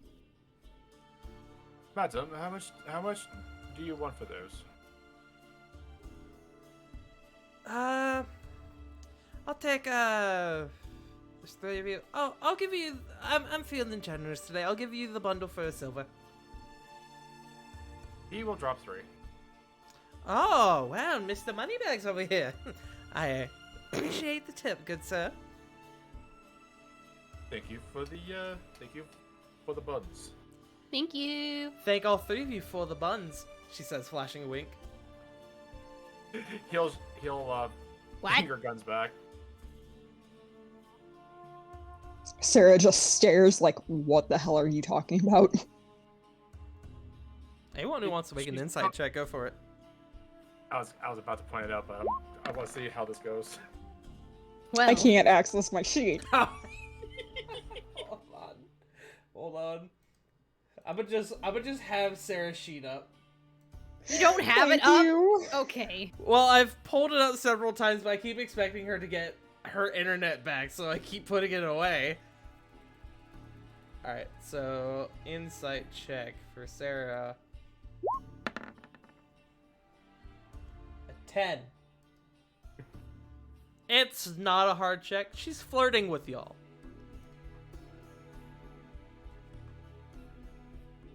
Corey's just gonna turn pink. And just like give like the nod. Gay panic nod.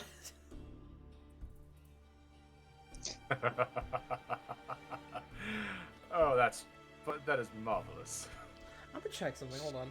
Shut up. I don't deal with pretty people well, okay? You're already in a relationship. I don't deal well with pretty people. I didn't say... Sarah!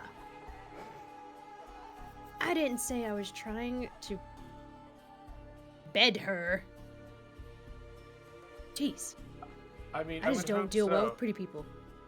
I mean, I would hope so. I mean, this lady is a satyr, but Diana is definitely the goat.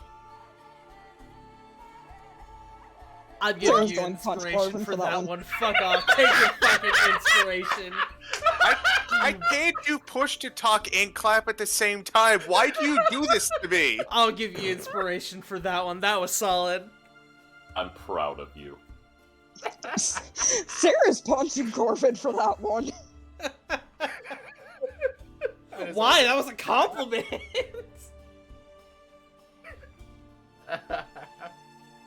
No, it's okay. I deserve it. So, after that, you three continue to move on through the city streets, and it's becoming a bit more of a wild party than maybe any of you had expected, and eventually you find yourselves covered in confetti. Eventually you'll have somebody who like drapes over you drunkenly and will like put like a little feather or a little flower crown on you guys and like beads. It feels like Mardi Gras currently going on, and honestly you kind of get the impression that nobody really knows what they're celebrating at this point. It just seems to have kind of blown out of proportion. People are just happy and celebrating. Corvin, you're looking at this like, yeah, this is about right. This is normal? Yeah, just about. There's always some sort of celebration going. Somebody with good news. Somebody wants to express themselves. Somebody runs day, by honestly. with like half naked. I feel alive, and they run past. Ah. I see. Sarah just gives that like traumatized blink. I mean, I can picture it. Corbin, without flinching, I mean, why do you think you guys I was so comfortable with you guys in the hot tub? I've seen it all before. And why do you think I went to bathe at my cabin? I don't do well in these situations. Well, I understand this is a bit of a culture shock, but it's just kind of how things are around here. Corbin, as you say that, somebody kind of like drunkenly drapes over you, and they just go, "Hey, Hello. hey."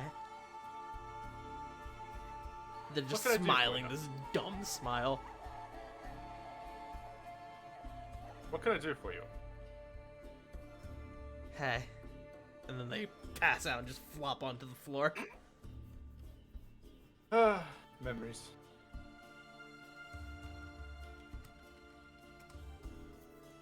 You Just all... like steps right. Oh, No, go oh, ahead. sorry, go ahead. I was just gonna say he just steps right over him, not flinching whatsoever. You all... See, like I said, normal.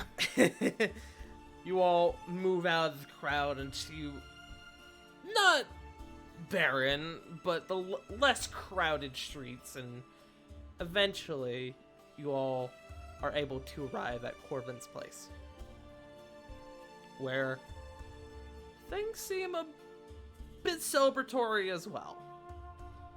Corvin, outside you see Druilla by herself, actually.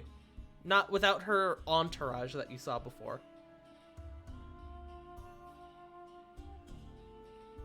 Just walking on past. Oh, I'm so sorry you were kicked out of house and home, but it kind of needs to go back to its rightful owner. Oh, I agree.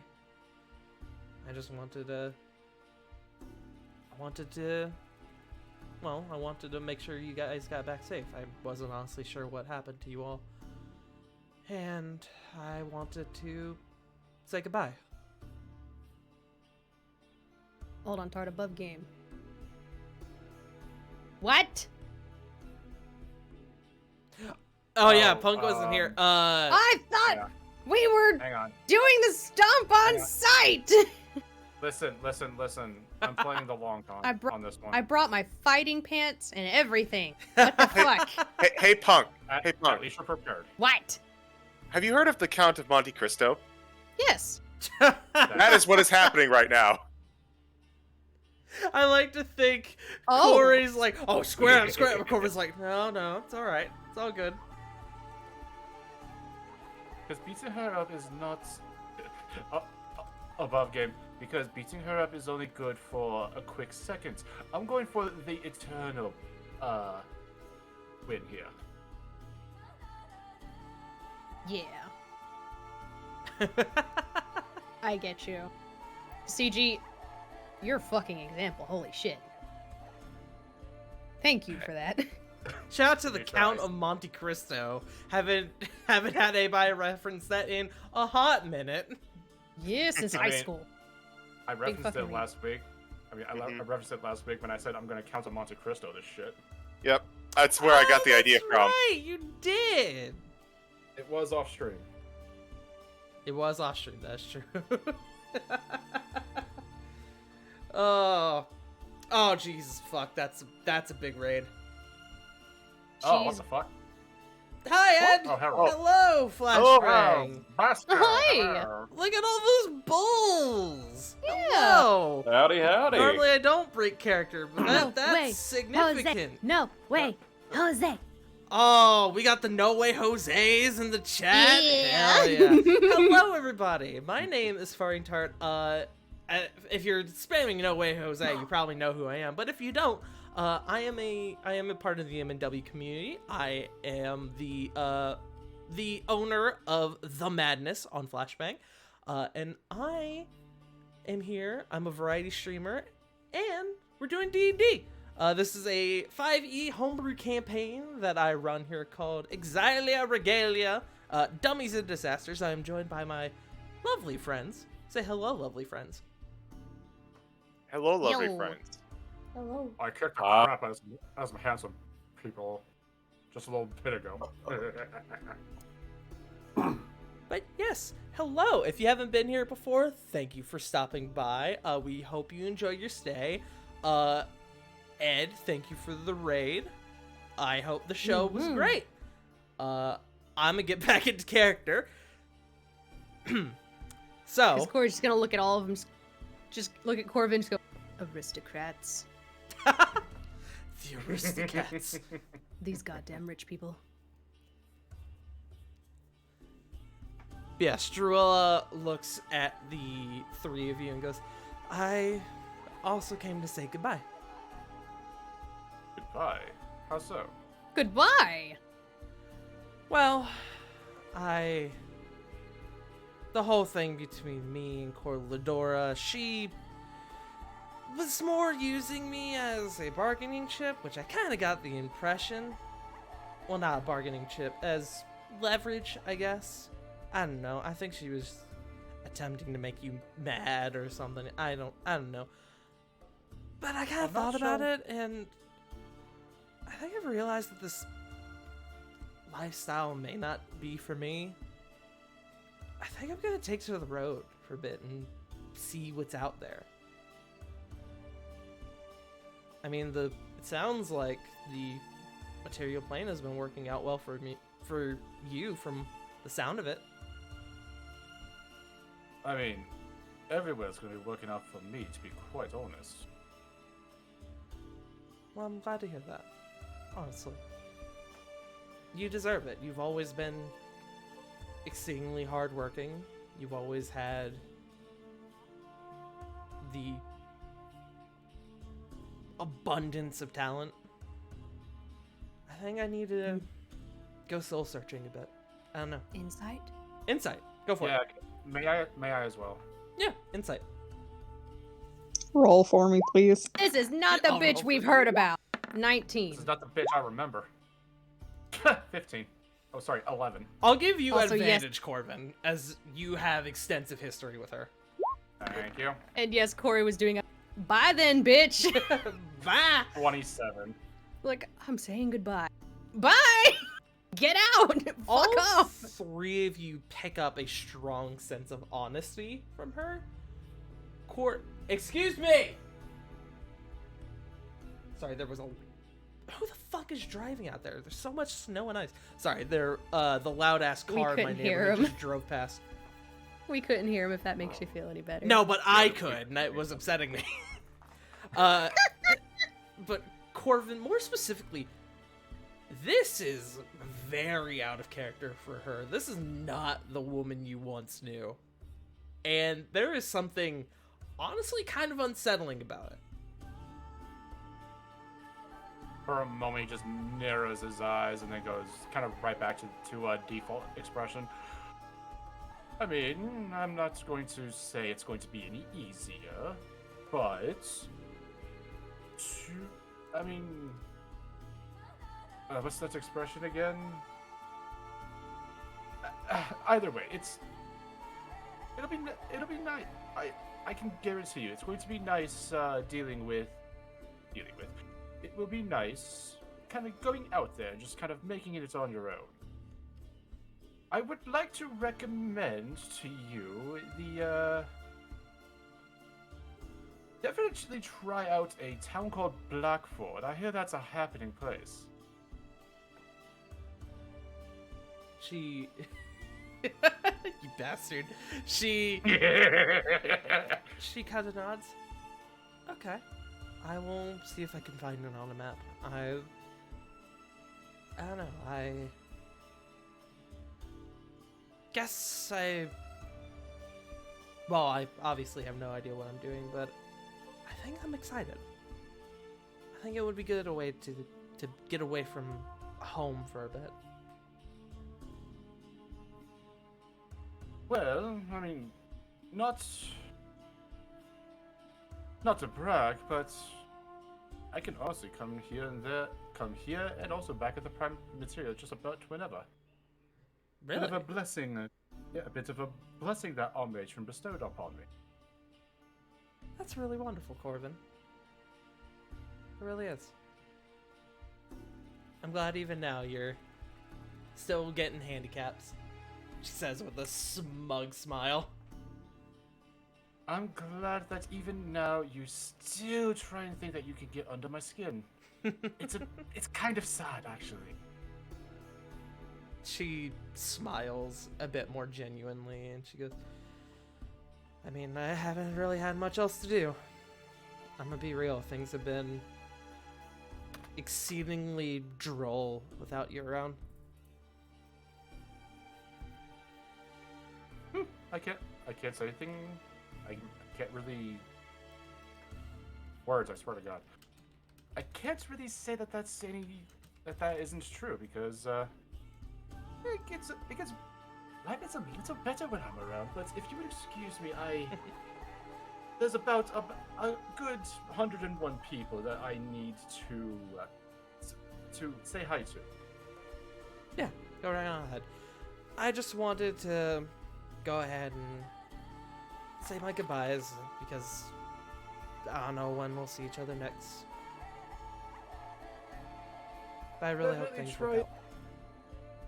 Me too. Definitely try and come back whenever you can, if you're able to, of course. Oh, and I've been hyping you up while you've been gone, so make sure you play your songs better than I ever could. Aww, that's so sweet. I'm a sweet girl. Haha, maybe. Can I insight that? Go for it. Same! Roll it for me, please. Wait, on Corvin or Drew? Drew. 16. 23 from Sarah. Obviously the sus bitch, not you! Are you guys trying to insight the thing she said about hyping him up? No, Yes. Oh. I'm not. Sarah, if you're inciting the whole thing with her hyping him up, seems legit, actually. Interesting. Corey, with your insight, she's fucking with him. Yeah, I just meant to incite the really just the niceties, but more so the I hope everything works out that she said. It's like, You're trying to get like a vibe check. oh yeah, it's definitely the vibe check. It's like, are you actually like sort of nice? And you just have to be catty? She seems genuine in her attitude, and Which attitude though? She's had a couple. Look, This bitch has a lot going on. No, you're right. She seems genuine in like hoping for the best for Corvin. Oh. In terms of a general vibe, she doesn't seem anything like the person Corvin told y'all about. You expected venom to be flying, and she hasn't given you even an inkling of it.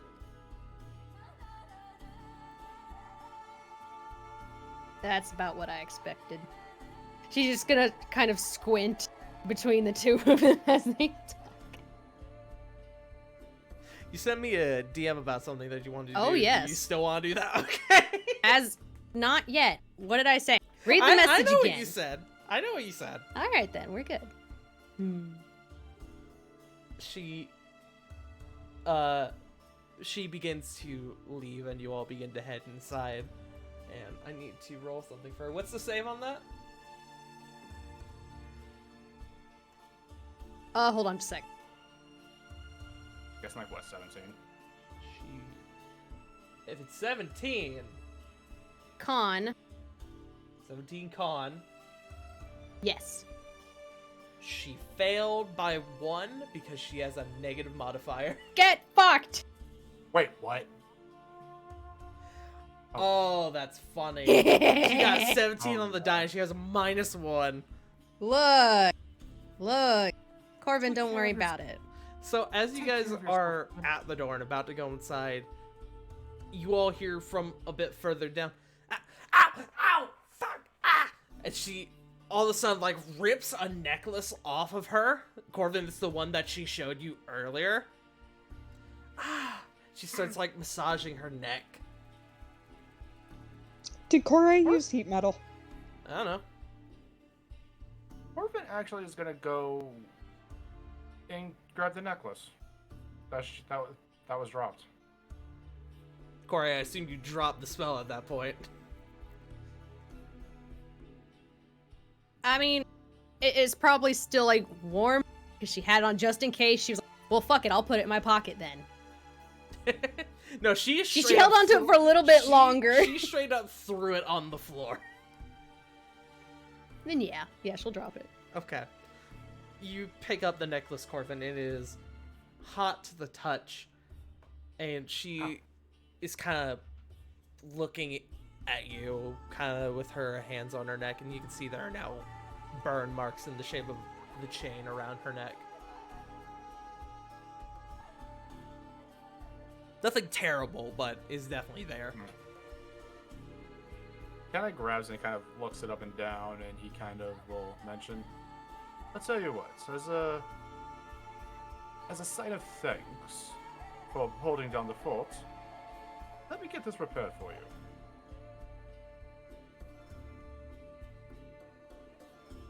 Make a persuasion check.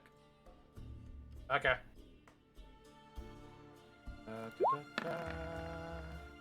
31. She kind of pauses and she looks at you. Yeah, sure. That'd be great. I mean, you said it can cast Dimension Door, and it's broken. I know a guy. You always have.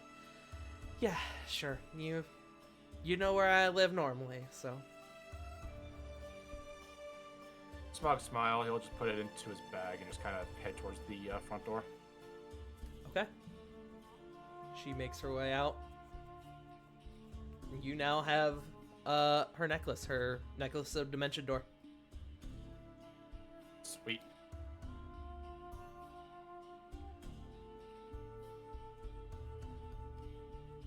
You guys are now standing out front of Corvin's house, the family home.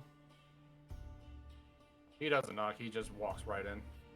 Okay, you just push both doors wide open, and immediately there is a cacophony of voices that kind of propel themselves at your group. There's cheers, there's celebration, there's conversations. There's a full-blown party going on in here. And Corvin, as you enter, loud. you hear several individuals of your family like cheer out what is essentially the elven version of Mazel Tov. Yes. And then Before go ahead. hitting it, he just stops, closes his eyes, like takes a deep breath. There's the chaos I remember, and walks right in. Almost immediately, Always like this. almost immediately, you are met with a warm embrace as your mother just pulls you tight into a hug. Go ahead and describe Gunir for us. Gwenir Elakir, she is stands about, I want to say about 5'6", 5'7". She is a bit rounder, a little in the cheeks, with very perm hair. Like, her hair is in a perm. She's probably dressed in very fine attire. You can definitely tell that this is kind of where Corvin gets his hair from. She does kind of, whatever season she's in, what season would she be? Because I'm assuming like spring or something. She would right now. Let me roll a d4. She would right now be spring, actually. No, summer. Summer? Okay, I had she to would do math. She definitely has like a very blonde tint to her hair, as well as like blonde-ish what appear to be tattoos on like all over her. Mostly, I assume like only her face is being shown, so like mostly on like her cheeks and forehead. And yeah, like, and Corvin just immediately like he's not saying anything. He is just embracing his mom after being gone for so long. She holds you tight, and you can hear her just kind of whisper in your ear, "My boy, you've been gone for so long. It's so good to see you. And I see you brought friends." He will kind of get out of the hug and kind of gesture. Rehakware, Sarah Jade, please meet my mother. This is Gwenir Alakir. She gives a soft bow, and she looks at you both, and she goes, "Corvin, I must ask, are all the individuals of the Prime Materia so attractive?" Sarah Unfortunately, no. blushes bright red. Oh shit! Shit, she knows her trigger. She knows Corey's trigger. Corey just kind of turns pink, and her hair starts moving a little bit faster around. I swear I missed that. No, unfortunately, they're not like half the like a good 80% of the populace here. She laughs, and she goes, it's always good to see that reaction. Welcome, please enjoy yourselves, and if you have any other friends, please let me know." And she goes to rejoin the party. If you're looking for your father, he's in his usual place. He just Corey kinda just does looks a between them with a real worried look. deep breath. Okay. That's fine. I can. Should probably go say hi and not be rude. Would you like us to come with you? Honestly, I can do this myself, but I implore you, definitely check out the food. My, God, who would it be? Ah, yes, Alas makes a fantastic roast. You should definitely try their work. Is that what I smell? It smells amazing. Corey just puts her hand on Sarah's shoulder. I don't think this is where we need to interfere with anyway. However, you tackle the roast, And then she looks over at Corbin's mom. And you, if you would please show me. Corvin has talked about how fine the liquor is here. She smiles at you devilishly. She just kind of nods in one direction for you to follow. She gives like a 2-finger salute to Corbin. You'll know where to find me. Oh god, be careful, Corey. I'll be fine, I'll be fine. Just If anything, stay away- Diana's not far, okay? I'll be fine. I will say this: stay away from the ones with the green caps. Those have a bit of hallucinogenic properties. Cor just stops like mid-step and just looks at him. Do you know how many plants there are that can do the same thing? You Bro, will- I I'm know. a druid. I can I know. hold my shit. She's a hermit druid, exactly. I ran around a lot in between being at home and before finding all of you, so Get around, Yes! get around, I get around. Corbin will just look at her with a big grin and just say, "Well warned," as he heads right for his dad's study. Madam, if you will, the green caps first. Oh, adventurous. I like that. Corbin picked good friends. Come. Don't let her drink too much.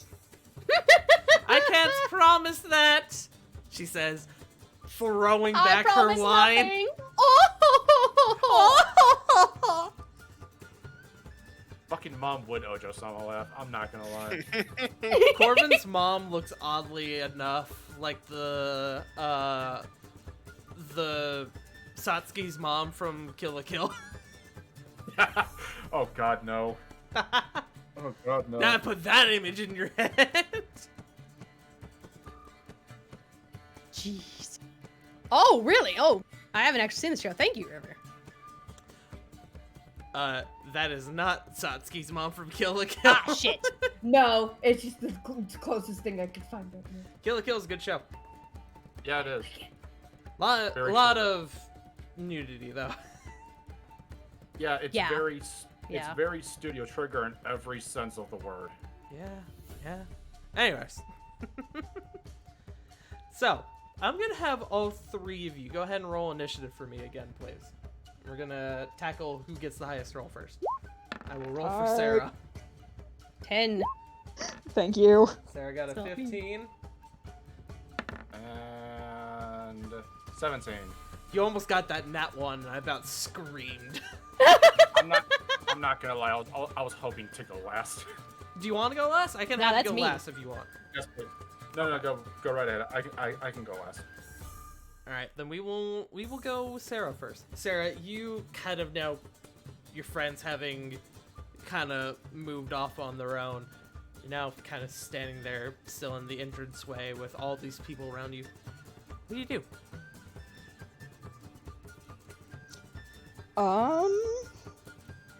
I guess try and find the food. Easy enough. You are able to track the almost visible stench of the food, and you're able to find your way to the dining room where there is a massive stench. What? Don't worry about it. Sorry, I said stench. Damn. But- Usually it's a bad context. I'm sorry. No, that's fair.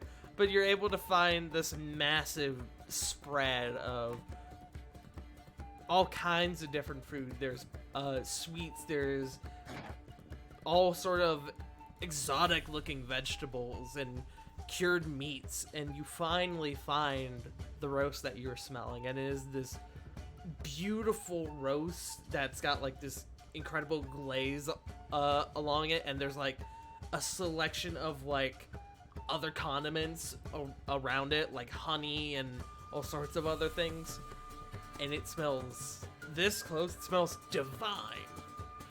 Oh, fucking hell, you're making me hungry.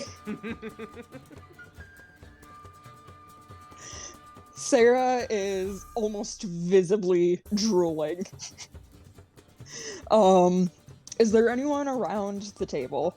Or There are plenty of people around the table. Sarah will reach out to the closest person and tap their shoulder. Excuse me, is this like a help yourself type deal, or? Go ahead and roll me a D100 real quick. Oh shit! Part? It helped. Don't tart me. Tart Joe. No, Of no, no. having It's 100 it's my siblings. fault. No, It is definitely Why my do you fault. have 100? I'm Why not? saying tart because I can't roll. Oh. You bitch! Tart! Now I get. I'll do it now. Tart! 57. Let's take a look. Yes! Yes! Yes! Yes! Oh god, that doesn't sound Oh my god, I'm so excited, please. I want you to know that this is the only person on this sheet out of the 100 who has a name and a title. Two. There's two. Oh? Oh, Oh! Towards oh yeah, no, I see the other one. Okay. So as you're kind of looking around, you accidentally bump into a larger gentleman. Corby, go ahead and describe Hemo the Himbo. good. Oh, fuck. Himo the Himbo. As first described, Hemo is definitely he's tall. Like he's about 5 foot. He's about 5'6", 5'7", very muscular built. Shaved head. You can definitely see, like whatever season he's in is kind of like across like the back of his head, and he just has this very dumb smile on his face. Did you say 5'6", 5'7"? Sorry, 6'6", 6'7". My apologies. Okay. Because I was gonna say, that's not tall. Sarah is taller than him. I was about to say, I that's know. me height, I smile. fucked up. I fucked up. He kind of turns around and he kind of expecting somebody to be a bit more eye level, kind of like looks down like, oh, I'm so sorry. I didn't bump into you, did I? No, I think I ran into you. I'm sorry. No, it's quite all right. I don't think I've seen you before. Are you? He kind of starts looking around. How'd you get in here? I'm with Corvin. I'm a friend of his. Corvin's back? Yeah, just got back. Kind of today. like grabs you by the arms. Look me in the eyes. Corvin's back. Yeah, okay. He kind of raises his hands up in the air, and the plate of food he was holding just soars off into the crowd. Corvin's back! And you hear another cheer from the crowd, and again the Elven Mazel Tov. Oh, fuck, what have I done? Oh, that's just wonderful. We'll have to shower him with our love later. I'm sorry, I didn't get your name. I'm Hemo. Hemo. I'm Sarah. Nice to meet you. Nice to meet you. Well, the food is free. Help yourselves to it. And, he kind of leans down a bit. Stay away from the green bean casserole. That was made by Erden. He's not a great cook. Oh, lovely. Good to know. Thank you. And you can see, over there, somebody, like, another individual is, like, going to take a scoop of the green bean casserole, this, like, big platter of it, and they, like, smell it, and they, like, drop the spoon, like,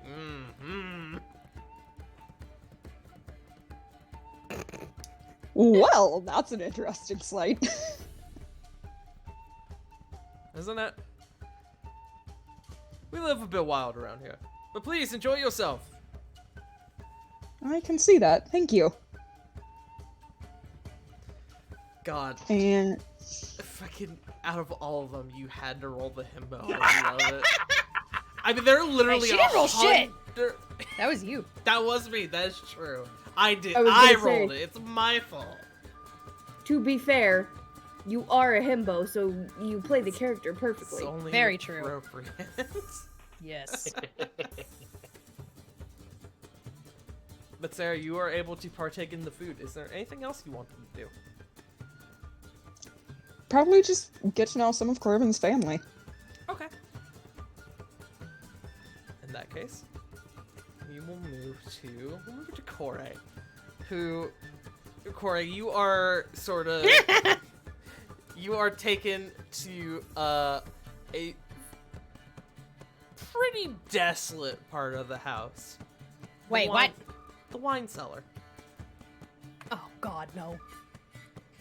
where you immediately No. have a flashback to the gala, and you go, "Oh, maybe this Yeah. was a bad idea." Madam, Yes. you're not going to stab me, are you? She gives you a curious look. Only if you ask for it. Her worried, like anxious expression kind of flattens into like a pout, like a, oh great. Oh great, you actually would. Oh. She kind of just, I just imagine kind of like the fucking sweat drop. Oh, lovely. She descends down into this luxurious looking wine cellar. It is practically a grocery store down here with how big this wine cellar is. So it's at least well lit. Yes? Yes, it is. For well context, lit. anyone still here from the raid? Last time Corey was here, it was in a cellar. Someone kissed her, turned out not to be her girlfriend, and then they stabbed her. And poisoned her. Yes. And then left her to die. Yep. She is... There's some PTSD there. We call that in the business trauma. Yes.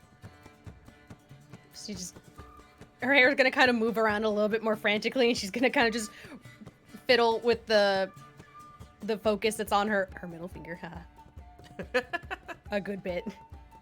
Immediately, she brings you over to a aisle, which it's weird to describe an aisle when you're talking about a wine cellar, and there are just rows and rows of different kind of liquors and wines, all with green caps.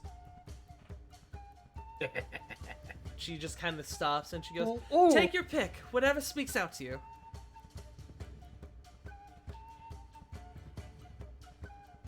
Okay. And you kind of look at her and you see her wine glass is full again. You could have sworn when you guys came down here it was empty.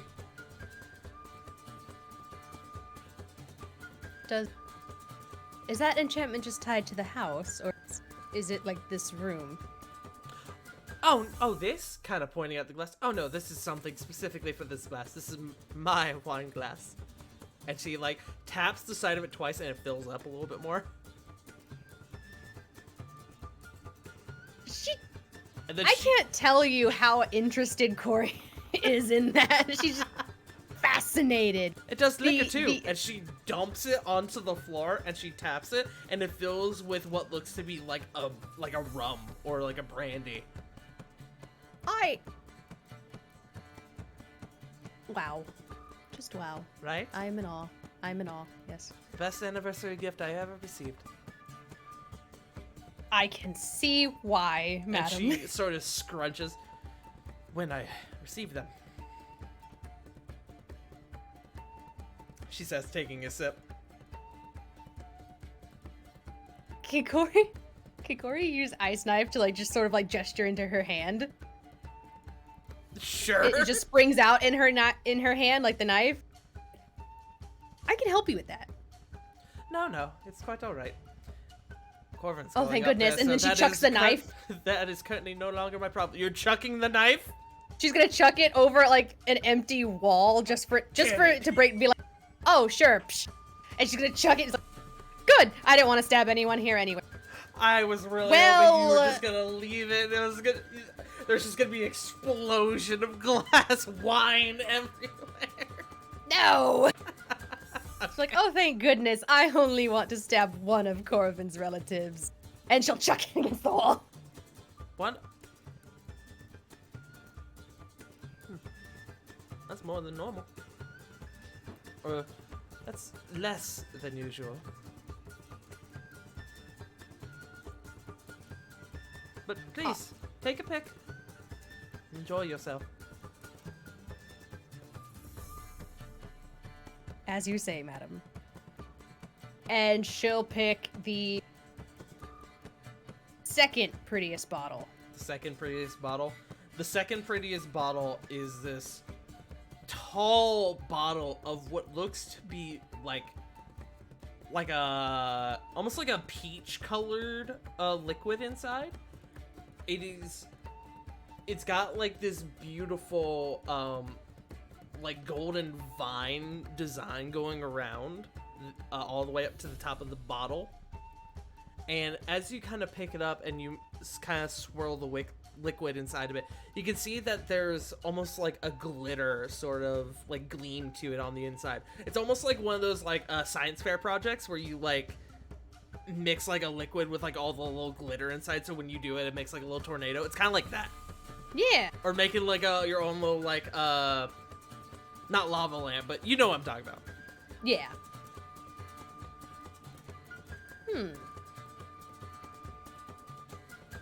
Is this a good one? Oh, yes, that is a very fine selection. That is, I believe that is 600 years old now. What a very pretty even number. It's our finest bottle of our. I hate you. Tart! Yes. I hate you. Anyway. I want it to be known that was what she actually said. That wasn't like a bit. Oh. I don't think I've heard of that before. Most people And I have haven't. frequented many a tavern of all different kinds. If I may, you frequented prime material taverns. This is something nearly exclusive to the Feywild.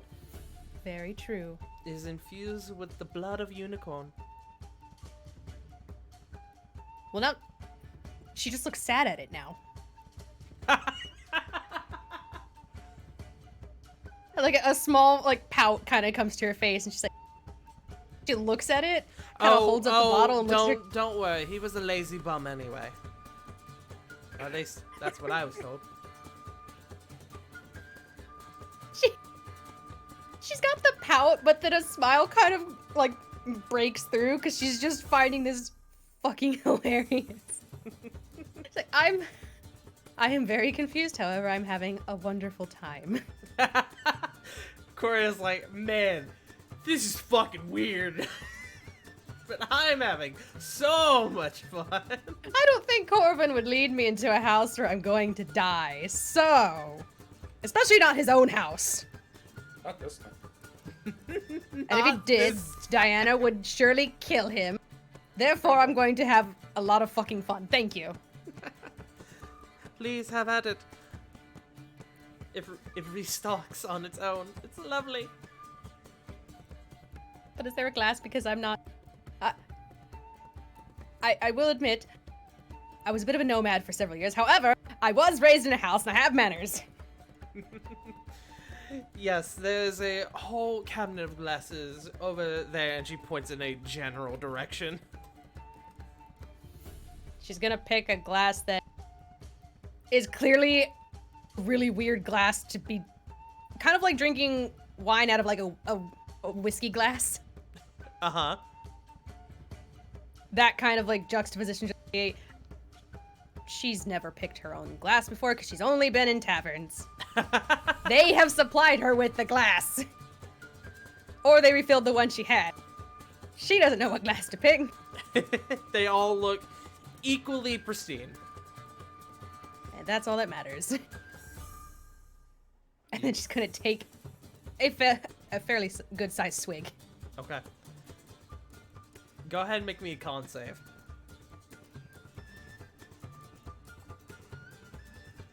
Oh?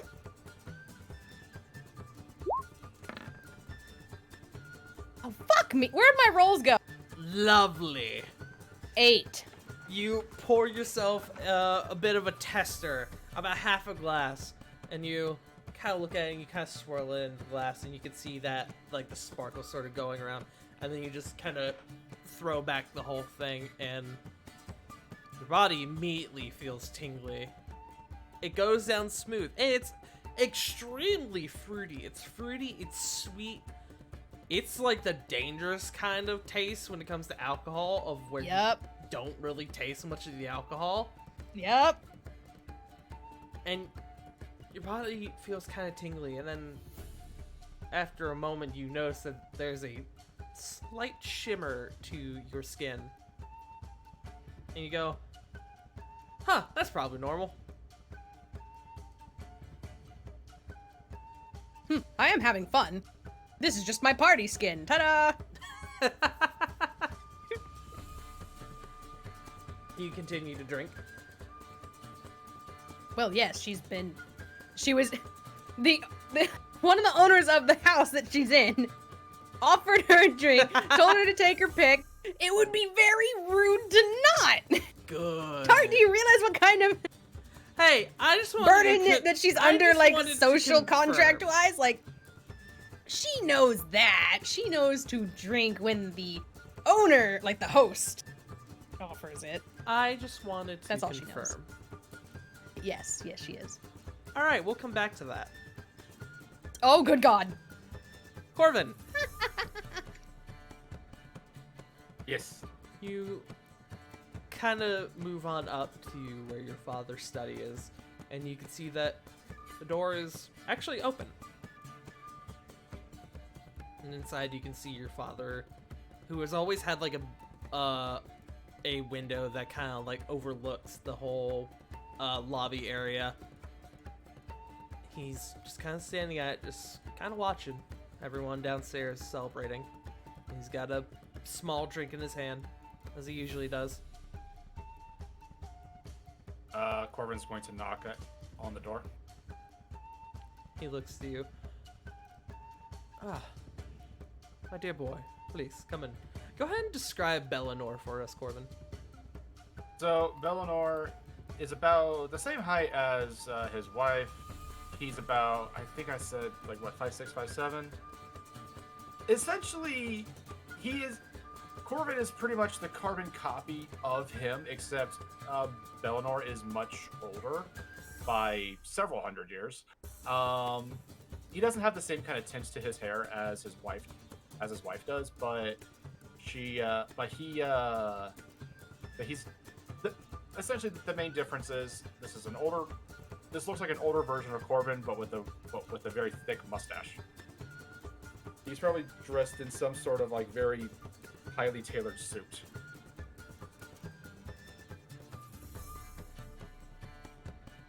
He, as you enter the room, he kind of turns. Would you like a drink? I assume No. you've been offered plenty at this point.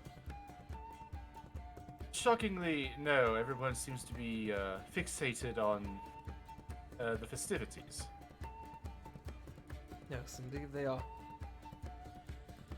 I sometimes envy them. Your brothers and sisters. And Sumnis. Yeah. And Filverel. And Bamir. So many more of you who are coming out as non-binary. It's quite nice, actually. Well, you and Mother did tell us to be ourselves, to express who we are. And some of them, and they're just more comfortable at showing that. Indeed. I take pride in that. It's only a shame that my true self is nothing like the rest of them. I'm sure you know the rest of our family are a wild folk, but I've always been, I don't know, I shouldn't say the patient one, but the quiet one, I suppose.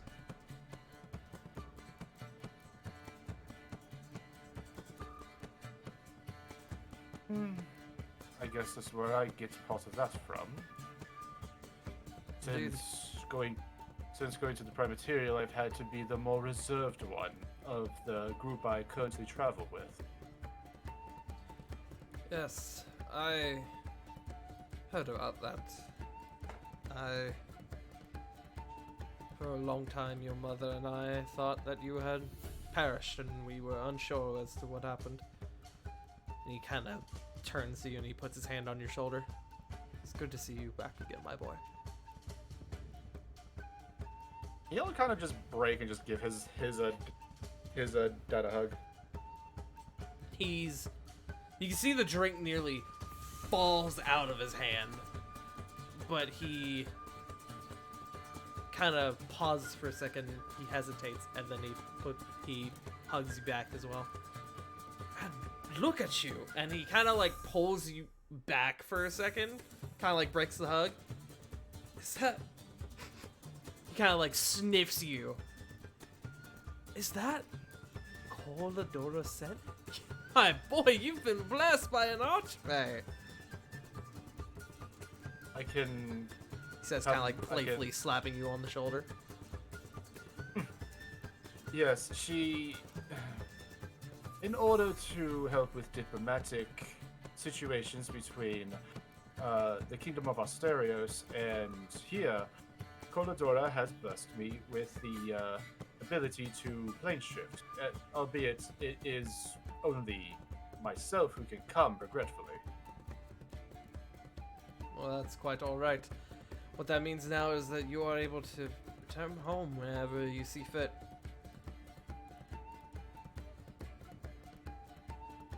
I did miss this place, though. We missed you. You have no idea how weird it was hearing literal crickets when camping outside, or just the desolate drops of like a cavern that we just so happened to be in. And yet, I always felt more at home whenever when we were in a tavern. Just the constant chatter and chaos. Kinda soothing in a way. As is the nature of our family. You know, when I was young and spry like yourself, I tried the whole adventuring thing for a time. It was before I met your mother, actually. I hated it. I genuinely hated it. It wasn't for me. I hated danger around every corner. I hated the wild laugh of pixies and while camping outside. I figured adventuring in the Prime Material was severely different than adventuring in the Feywild, but it ultimately wasn't for me. I'm glad that it suits you, though. It helps if you have some sort of purpose, something to drive you, especially. And what drove me was standing here in front of, and he'll just kind of like look down at the lobby area, just for being able to see all of the happy faces once more. He smiles and he looks at you. But I can sense that you won't be staying with us. I've known that look. I've held that look. Your mother has held that look. Many of your brothers and sisters have held that look. I know that look. That is the look of someone who has unfinished business. Let's just say there's a couple of people that I need to get back at. Certain events that need to be stopped. And one in particular that I need to really crack that nut, because frustrates me the moment he steps into a room. Well, I've always figured that drive is the greatest factor that these planes have ever bestowed upon us.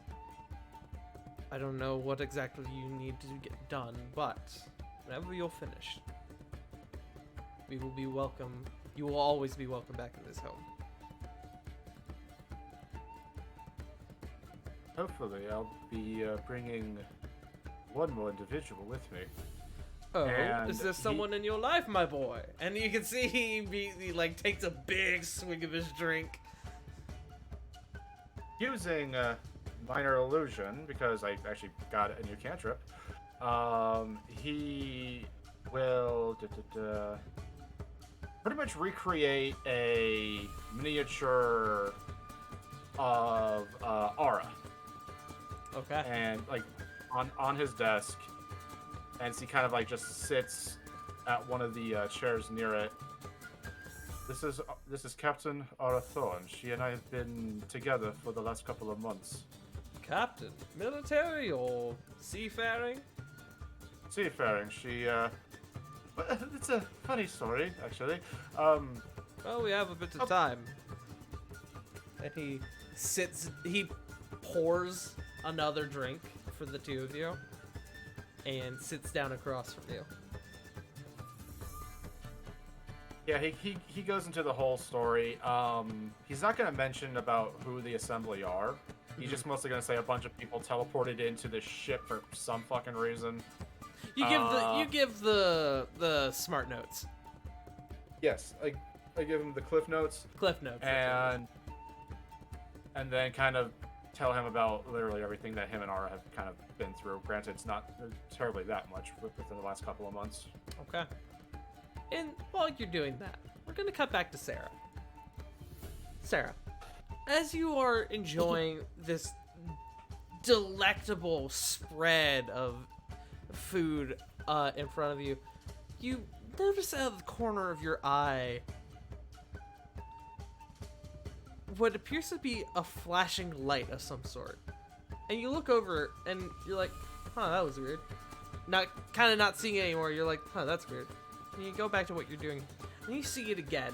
This time, brighter, closer. And you look over, and you can see a crowd of Corvin's siblings have crowded themselves around Kore, who is glowing like a lava lamp. Oh, for the love of Kore, what did you do? She is incredibly sparkly. She is glowing like an RGB lava lamp. Now she's blue. Remember, she's a water genasi. She's blue, but you see her color slowly fades into like purple, and then red, and then orange, and then yellow. What?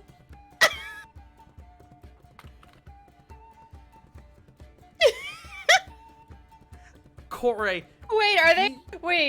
Wait. so So these people around her. you are their disco ball right now, as they are raving hard. They're doing like the shit of like the goth kids under the bridge, under the highway. No. Wait, you're not talking about like the Letterkenny goths, are you? Yes. Fucking skids. No!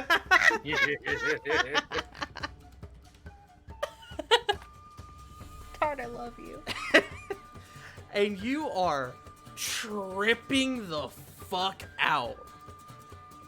You looking around you, you see a menagerie of floating lights and colors. You see like swirls and shapes that have come to life, and you see like a little like fish made of pure energy kind of like comes down and like tickles your nose a little bit, and you are having the time of your life.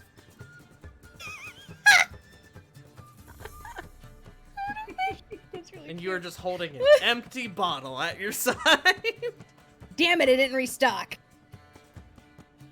She said it was supposed to restock. She lied to me.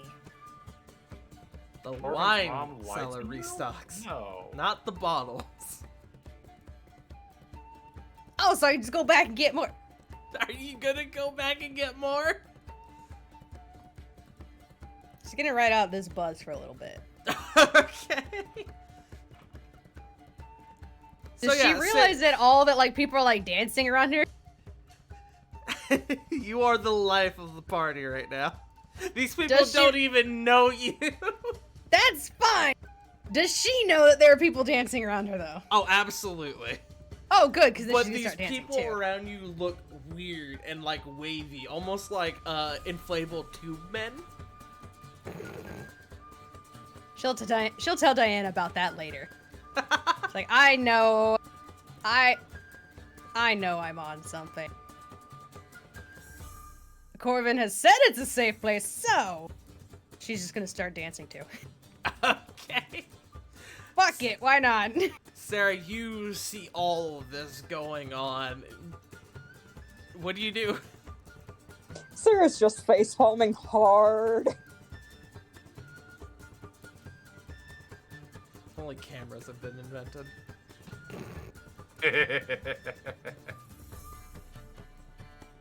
Corey gonna approach the drug singularity? Look. She knows, she said she knows the hallucinogenic plants out there. But she has never brewed one successfully. Or one that tasted very good like this. She gonna fucking trip happily. Thank you. So, It's a fucking craft. sort of wrap up the scene a bit. Yeah. The next couple hours go by. There is a lot of food, a lot of celebration, a lot of drink for Corey. Yeah! Corvin, you properly are able to catch up with your dad a bit. Something you haven't been able to do in a long time. Even by the standards of you being away from home. A long time. But eventually, as the sun goes down and the hour begins to get late, you all kind of, well, Sarah and Corvin have the thought of, oh fuck, maybe we should get back. And Corey is, On another plane right now. yes. At least in her brain. Technically speaking, He is- yes. Corey's, Yeah, she's Corey, your vision at this point is like synthwave. People are just sounds. They just look like sound waves. Like, oh yeah, I know that one. hey, my favorite squiggly line. Don't you forget it. Oh my god. Can't she say that? Roll a D100. I want to see what sibling she says it to. Okay.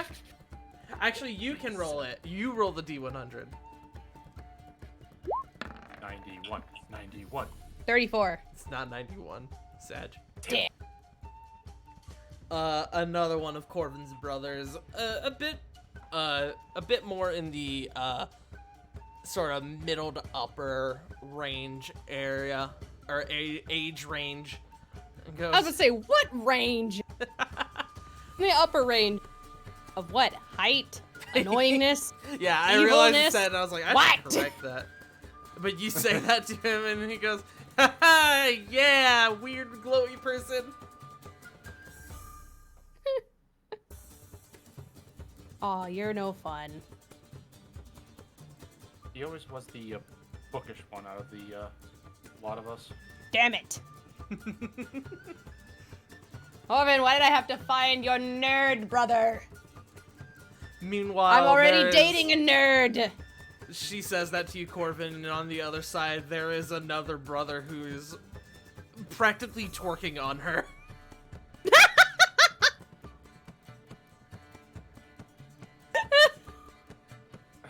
I'm actually gonna Reuven, see get- who this one is. Hold on.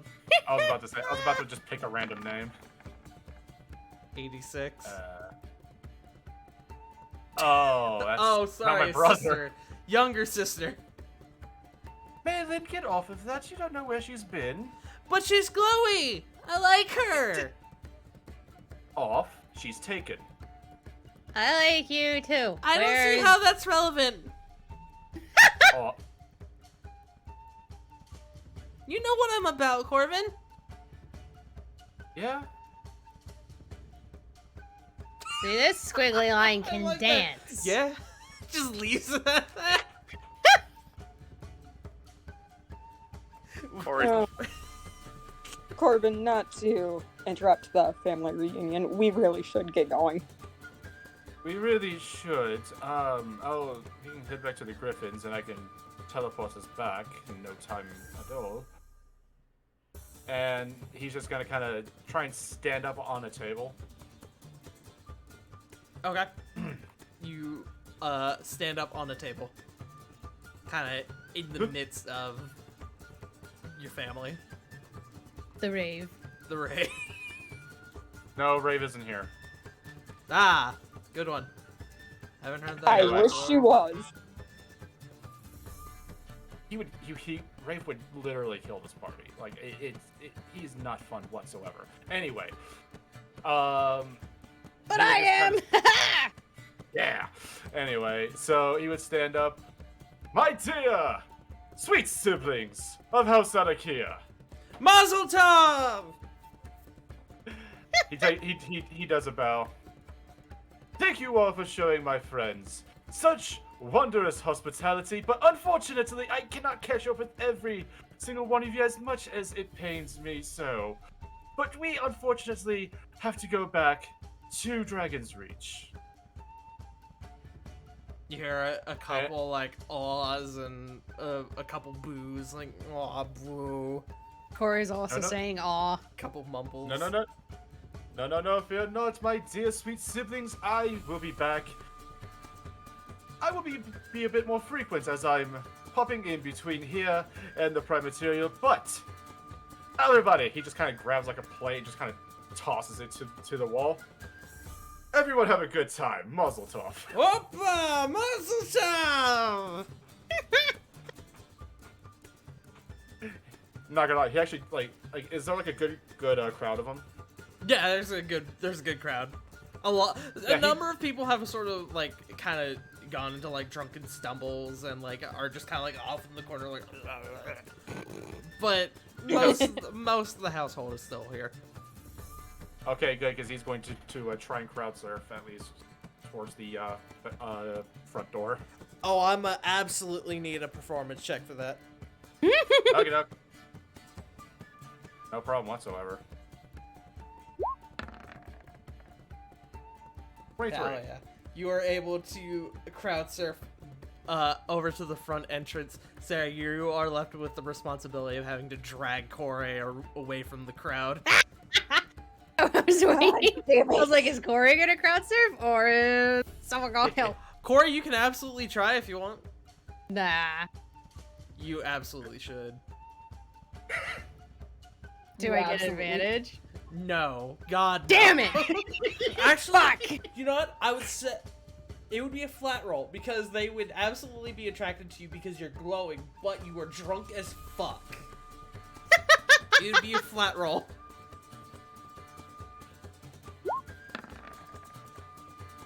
I would like to use my DM inspiration. Okay. Wait, what did she roll? A 10. 10. Roll your inspiration. What is the inspiration? It's just a flat reroll. Oh, Nat 20! Hey! Oppa! Oppa! As Corey Oppa! dies. Corey not understanding Elvish or Sylvan in any capacity. Just and dives into the crowd. And they carry her off alongside Corvin towards the entrance. Sarah, I'm this surprised is they actually let her leave. spectacular to watch. Oh, I'm sure it is, but Sarah's just face palming like, why am I friends with idiots? I Hey, you really may be look friends forward. with idiots, but they sure know how to party. I really look Yeah. forward to Corey trying to fly a griffin back. Oh no, we're not even worried about Slumping that her right now. over. Oh, God. That's fucking amazing. Honestly, Now you know why I Was she- asked if you wanted to keep drinking. yes. I And I'm want glad she did. you. The world's first sentient lava lamp. So, She's the best. Questions are. sure. Ask me the question while I change the music. So before he heads out, which one of the siblings would kind of be more of the, I guess, gossipy variety? Definitely one of your older siblings. Let me think. Let me take a look at this list. Let's go with Nasir. Seer. Ooh, I like that He's name. gonna try and kind of bump into her before he leaves. You're able to find her amongst the crowd. Prodigal son returns, eh? Does a very over-exaggerated bow. Oh, my dear sweet sister, I have been looking for you for a while now. Come here, you So- jackass. And she pulls you into a hug. It's good to see you, little brother. It's good to see you too. Hey, can you do some digging for me? Literal or metaphorical? Metaphorical. Then absolutely. So, Drumilla mentioned about this necklace here. I'm gonna try and get it looked at because I don't believe everything she's telling me. She kind of takes it from you, kind of gives it the once over. Yeah, I could probably know a guy or two who can give it a once over. Oh, I was going to. I actually know a guy in the Primateria who's going to. Who I was going to ask to fix this up if he wasn't too terribly busy. Oh, look at me! I'm Corvin. I got friends at the Prime Material. She says, like, handing it back to you. I got friends in high places. Oh, look at me! I'm Nasir. I actually have a stable friendships. Oh no. Ooh, ouch! You wound me. I know it's not my yourself. best work. I'm not. It's not my best work. But no, it's more or less to try and see if I can confirm some suspicion. You want me to look into Says that- Druilla? Yeah, if you could, because she claims that she tripped and then I fell out when I distinctly remember her pushing me out. Whether or not kinda- that is true. She kind of nods. Yeah, things have been a bit weird with her since you left. I'll see what I can dig up. If my suspicions are correct, she's gonna be for a world of hurt if she ever returns here. Wouldn't have it any other way, right? Wouldn't have it any other way. Granted, she's gonna be getting off light compared to others that have, well, let's just say I can't really say too much, but let's just say, not good people whatsoever. Right. Yeah, I'll do a bit of digging. Thank you. You should probably go help your friend. She is incredibly drunk right now. And Corvin, you look over and Corey has thrown up a whole rainbow on your front yard. Yeah. Like, Huh. not even a joke, a literal rainbow. Like She did full on agua. the gnome from like Gravity Falls. Yeah, I just I'm posted picking that up the too. gift right now. Yes! Okay, y'all went Gravity Falls. I went Agua from frickin' Konosuba. That's solid as well. That's He- amazing. Thank you for putting the gift there too. He's gonna look at Corey. Oh no, she grabbed the Valley of Unicorns bottle, didn't she? That seems to I be will- the case. I wonder. Can't say. Never That I seen didn't. it make anyone glow like that before. She's a water genasi, right? Yes. Huh. I gotta experiment later. But anyways, you should probably go help them. I'll dig up what I can. Woo. I'm just going to ignore that one from Punk. And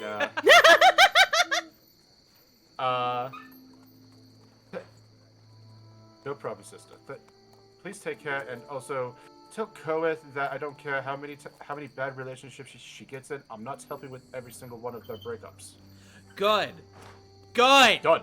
You see, like, she says it, like, out loud, like, looking around for Koeth, like, where the fuck is she? Who the fuck is that bitch? Love her dearly, but horrible taste in mouth. Oh, absolutely. Anyway, he's gonna She he's brought gonna head home out this trying to. white tiefling with blue speckles a couple weeks ago. Prostitute. Oh, Yeah. well, no, never mind. Yeah. Anyway, We don't slut shame here. Not even a good one. okay. That's I literally know! what you just did.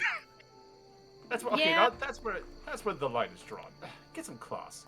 Anyway, thank you for looking into it. You made one hell of a banana bread, though. Good to know. And he's gonna head on out.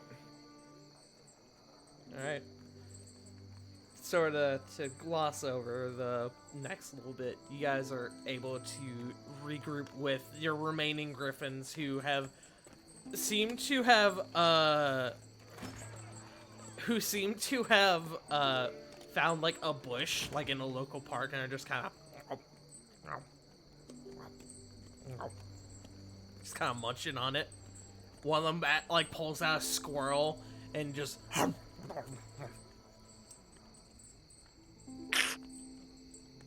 and by a squirrel I mean like one of the weird pink squirrels with antlers. Oh. That's going to be fun to deal with, but not my problem. As he's kind of taking the ruby encrusted chalk and kind of drawing a line around the griffins, Corey and Sarah. Okay.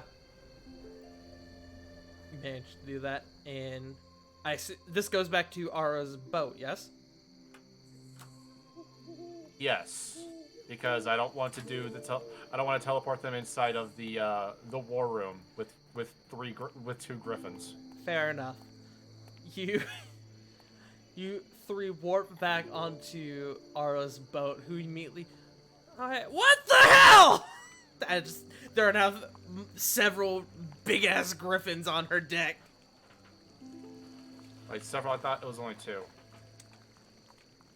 Oh yeah, it would be at only least- two. Still, that's Yeah. two whole ass griffins. Hi, Ara. How was your day? Why is she glowing? It's my She party skin. she drank some Feywild alcohol, wine. I don't know what it was. Honey, I have a hell Worth of a it. story That's to what tell it you. was. It sounds like you do. Can it wait until you get the griffins off my boat? And Of the course. three of you turn, and one of them takes like a massive dump on the ship, on the deck. You touch my baby, I'll Uh, kill you. Smitty. Yeah. Clean up on the poop deck. You So guys. yeah, he's Go ahead. they're gonna he's gonna be like, yes, honey, and then he just kind of lugs Corey on the back of her griffin and just kind of takes the reins and flies it on over there, on Okay. over to the roost. You guys are able to. You guys are able to get your griffins back home. You guys spend the rest of the night. Corvin, you go back and you sort of regale Ara the story of the day's events. Smitty is left in charge of having to clean up Griffin turd. Sarah, you go into your room and pretty much nearly pass out. Corey, go over to Diana's room and you knock, and she opens the door. And More she- thumping with her forehead, like bonk, bonk. Okay, she opens the My door arms. like, there you are. I've been wondering, why are you glowing? Corvin's mom knows how to party. She just kind of looks you up and down. What kind of party have you? What? Something about a unicorn? Oh, I put the unicorn in a bottle, that's right. It made me sad, but apparently he was a lazy fuck anyway. She just kind of slowly blinks. Gods, I've missed you. And she just like pulls you into a super tight hug. I thought of you the whole night. I missed you. I miss you too, you big dumb idiot. When's the last time you've eaten? An hour ago? She gives her like a very kind of like sloppy, like suspicious look that like the eyebrow like raises, but it kind of like wobbles. Do you want to go raid the pantry? I don't believe that's when you last took a break, but yes. If I don't eat, I will probably die during the night. Well, we can't have that. And she takes you by the hand and starts guiding you towards the dining area, the kitchen. You two have a late night pantry raid. Fuck, I wanted to find Cedric. Good fucking luck. You can do that in the morning. You right. I'm gonna let you think about that in your current situation. I want you to Well, tell me. I kind of wanted to do it anyway, but with that. But don't worry. Be like, oh, cool, drunkenly wholesome moment. Remind me next session we can do it when you sober up a tad. Alright, I have one last little scene that I want to run before we wrap up for the night. Ravon. Not long after your conversation with Cedric and Theon, you begin to head back to your room. It's been a long day. You're prepared to take a nice bath. Just a bath in general. And get some good sleep. As it's been, again, a very long day.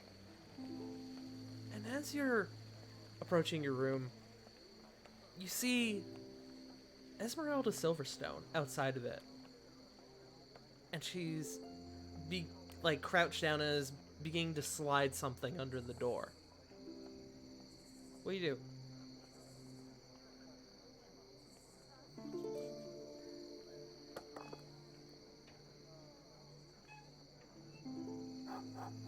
Ravon?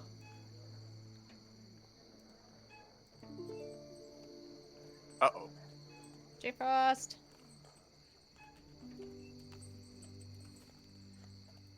Ross? Alright, in the meantime, I did forget that Flit wanted to do something as well. We're gonna cut back to Flit with Reno.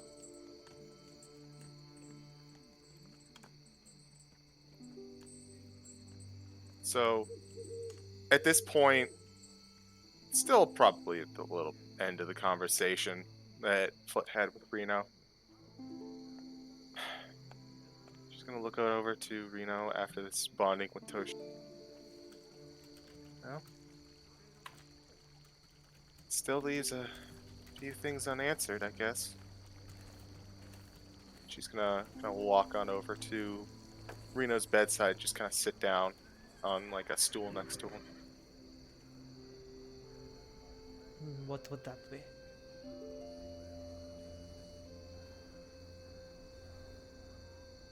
Well, would you say I'm a perceptive individual? An odd question, but very much so, yes.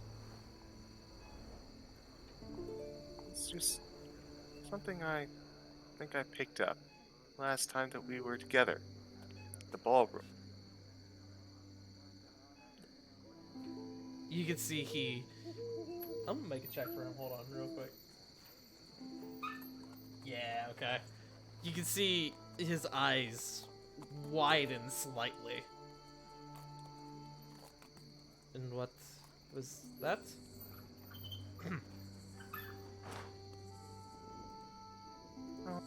Just something that made me question.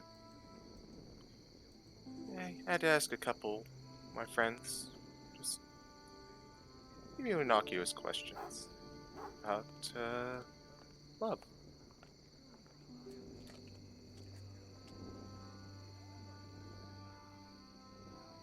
And You can see he just kind of coughs a bit. Continue. As he kind of reaches over for the glass of water at his side.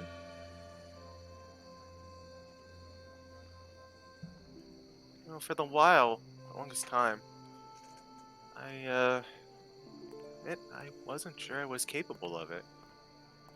Spending so much time in the Feywild, it tampered with my emotions, as you know, and I don't think I'd ever really been in what I thought was love. And, well, after that dance at the ballroom, it got me thinking about it. And as I talked with my friends about it, everyone, before then, everyone told me love was this big, grand thing, but it comes seems to be a more slow approach. Something that, not so big and grand, just something that grows. Becomes larger until it reaches that state. It doesn't start like that. And when we were in that ballroom, She kind of looks over to Reno and gives a little smile. I could swear I saw the sense of that coming from you. He just smiles and lets out a small laugh. Is that obvious, huh? Well, truth be told, I think I caught you off guard a little bit. A little bit, yes. I'll admit, I've never been the smoothest individual in terms of romance. Well, I mean, that makes two of us. You asked me probably, she kind of smiles a little bit. 200 years ago or so, I probably wouldn't have had any idea what romance was. Yeah, I believe you on that. And now with... Kind of... Sorry. You're good. Kind of sits up a little bit. Please continue. With this issue behind us, kind of looking at our scales and back to Reno, and, well, I guess it's a good time to try new things. And I'd like to see if you'd like to try that with me. He looks at you. He kind of looks down at your hands. It's been a long time since I have engaged in a proper romance with someone. I had sort of reached this aspect of my life where I was tired of being hurt by the loss of outliving the other individual. But I would be lying to you if I said I didn't want to at least give it a shot.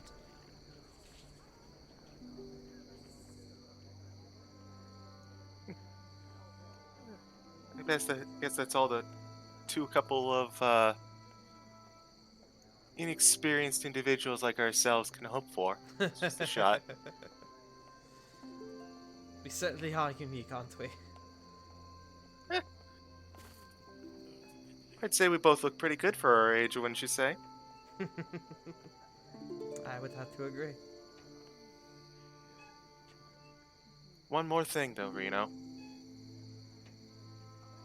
And she's just going to kind of flick his horn a little bit. No more secrets, okay? No more secrets. gentle smile, Flit is going to put her arm around Reno and simply spend time with him. Okay. Is a very peaceful moment after the end of a incredibly long day. It just feels right. We will end that scene there. Do we have a report on J Frost? Has he perished?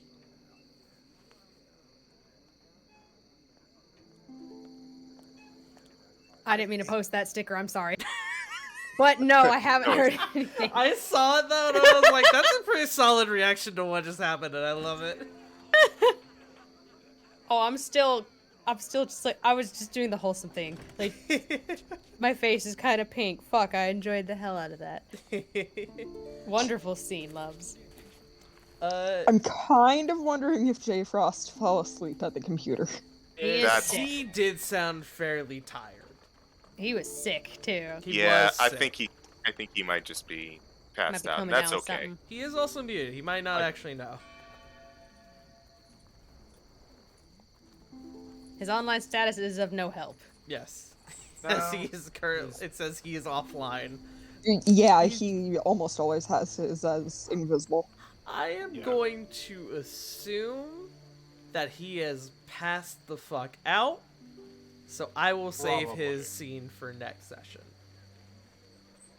And I think we will call that a session. Yeah. Good job, guys. This is Sounds good. wonderful. You all, after a long day with several boss fights and a menagerie of events, you guys finally get to bed down for some proper sleep. That's where we're gonna end tonight. Thus ends the War of the Arches. Oh boy, howdy! That is the end of an Damn. arc there for several people. Yes. Corvin got home. Yeah. Flit is no longer being hunted by an archfey.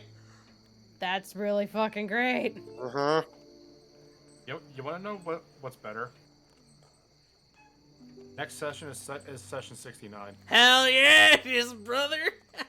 It's the weed Nice. number. I don't know why I got what? this. It's the weed Start number. with the left hook. I had to get one more in there before we wrapped up. Son of a bitch. But thank you all for joining us for a wonderful session. I did say this was going to be an RP heavy session tonight after the fucking last couple sessions. You guys finally Yeah. got a break. I think it was much needed. Oh, absolutely. I have a Thank you. few people to thank before we start doing our outros. I gotta thank JFrost747 for this resub where it simply says, "Get crunk, y'all." I think we know what happened to JFrost. I need to thank Edward Bosco, the man himself, the flashbang guy himself, for the incredible Flashbanger. raid of 58 people. Thank you so much. If you stuck around after the raid and finished the session with us, you're a real homie. Thank you all Thank for you. being here. We do Hell this. yeah. Thank you for sharing your evening with us. Yes, we do this every Sunday here, starting at 7:30 Eastern Standard Time, 7 to 7:30 Eastern Standard Time, and yeah, it's been a good time. Oh wait, J Frost is back. J Frost.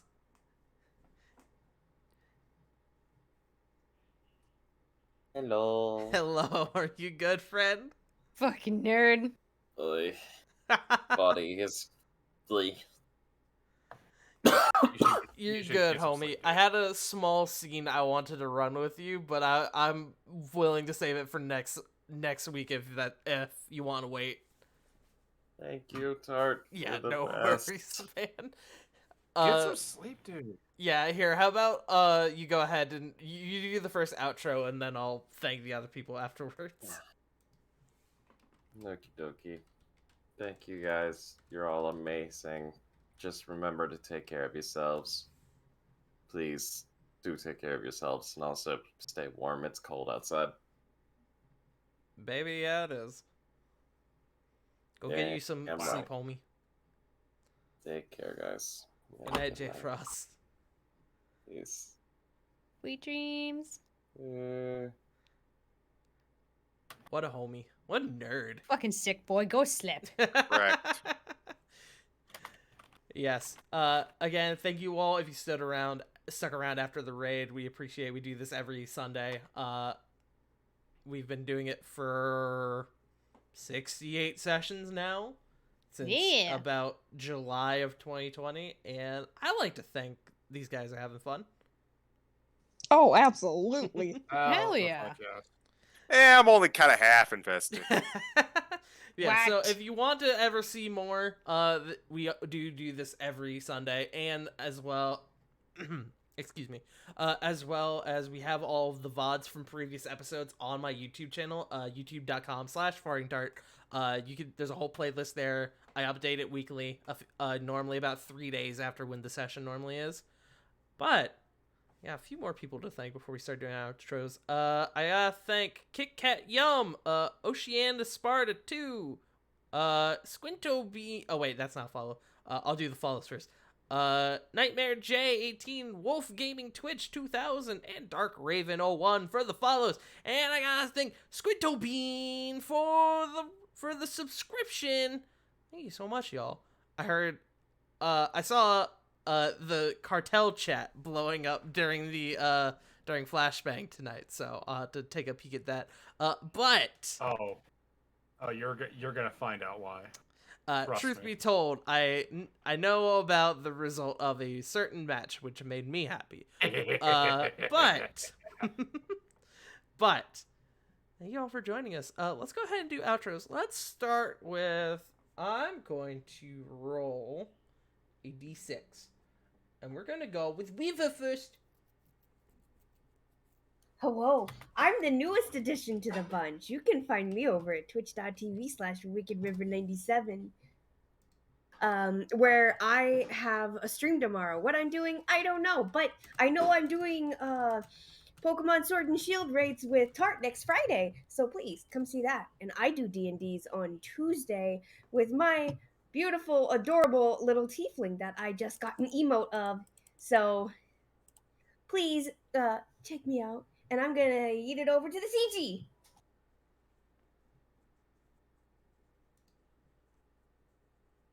Maybe. Siege. CJ? CG? Hello? I just realized I was not pressing my push to talk button. Whoops. Oh. Take the potato. Hi, I'm the CG. You can find me nowhere because I'm not much one for social media, but you can find me here every Sunday for previously mentioned War of the Shattered Sun. You can find me every other Tuesday, starting back up on the 25th for the Curse of Strahd on this very channel. And you can also find me every Thursday over with River for Legends of Ambria over on Jack the Questionable's channel. Boom, time. Speedrun of the shill done. Gonna pass it on over to Joe. Shill any percent. Time.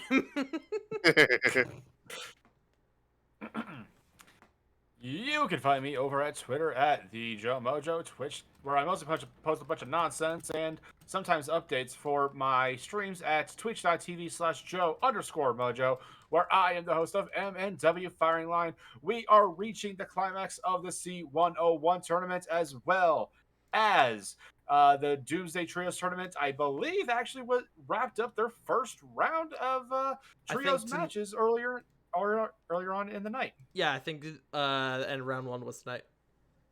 Yes, it was. And so please come back. So please come to MNW Firing Line Thursdays at 8 o'clock Eastern Standard Time. And we have a special edition of Firing Line coming up next week, next Thursday on the 27th. Stay tuned for more. And I am going to go ahead and pass it to Punkles. Here. Damn it! Fuck. It was overhead.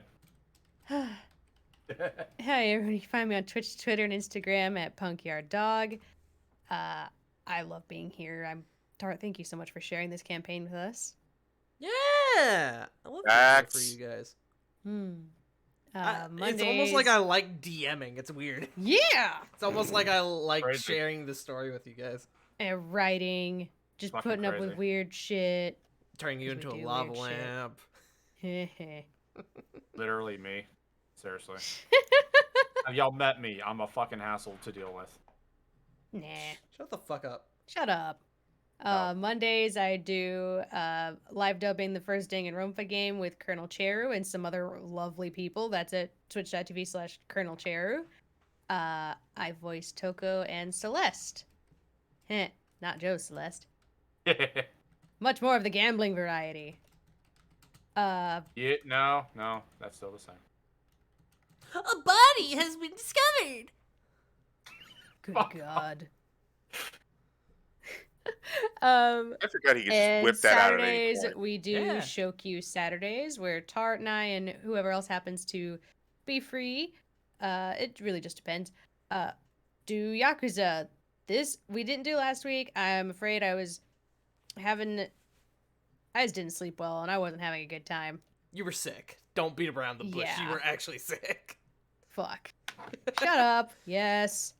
And then we didn't do it last night because you said what? You had to work at 6 a.m. I had to work at 6 this morning. Yeah, I had to do a big stocking shift on top of winter weather. But anyway, this Saturday we should be starting Yakuza Kiwami. Yes! I'm super fucking excited. Yakuza 0 was a fucking roller coaster. I'm excited. Majima everywhere. Let's go.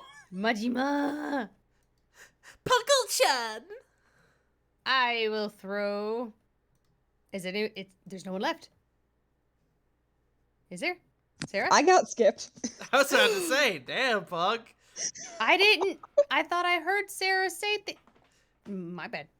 You're good. I'm sorry. No problem. You're good. I will hand you said potato, not just throw it at you, hand it to you.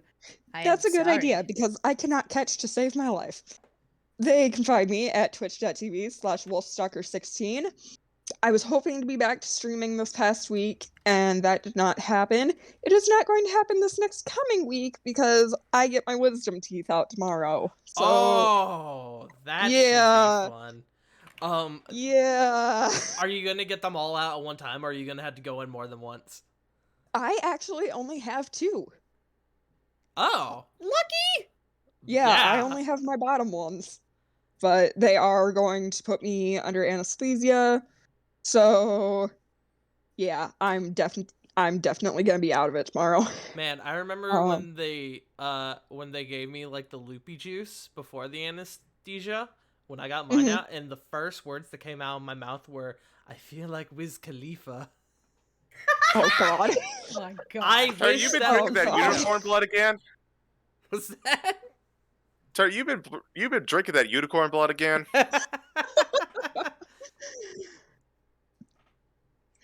But yeah, once I do get back to streaming, I'm going to be starting in on The Long Dark. I'm also hoping to be doing some Stardew Valley that is actually modded. I play Stardew Valley Expanded, and I Nice. have been Yeah. loving it. It's good shit. Hell yeah. Make Oh, sure to it's get so much make fun. sure to get lots of sleep, which you will. Your body won't give you a choice after your surgery. Yeah, I know. I have to be up at like 7 for another appointment, and then my wisdom teeth extraction is at 10. Wow, cool. Mine was at 6 a.m. All right. Yeah. Yeah, I have early in the morning.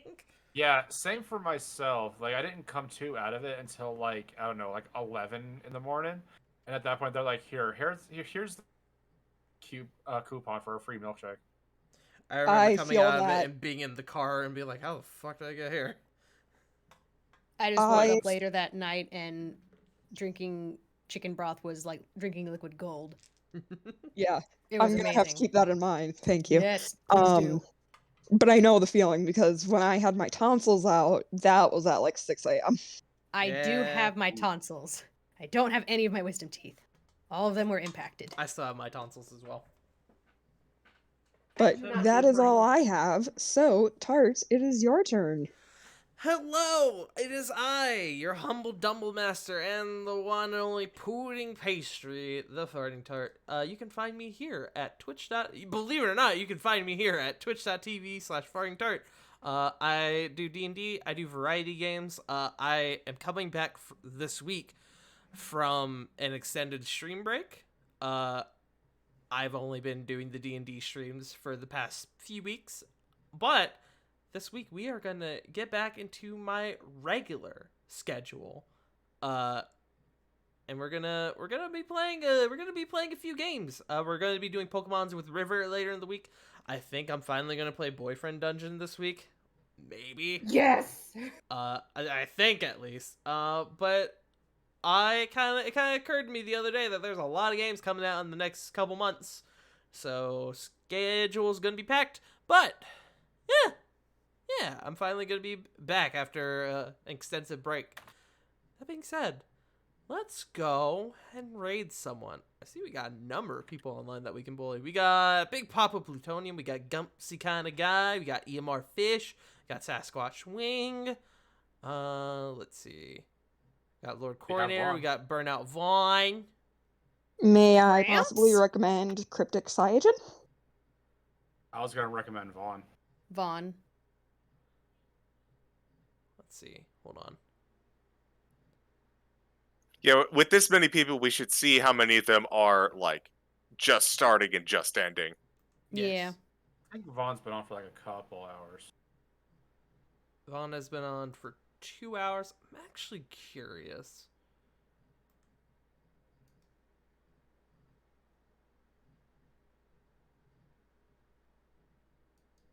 Okay, no.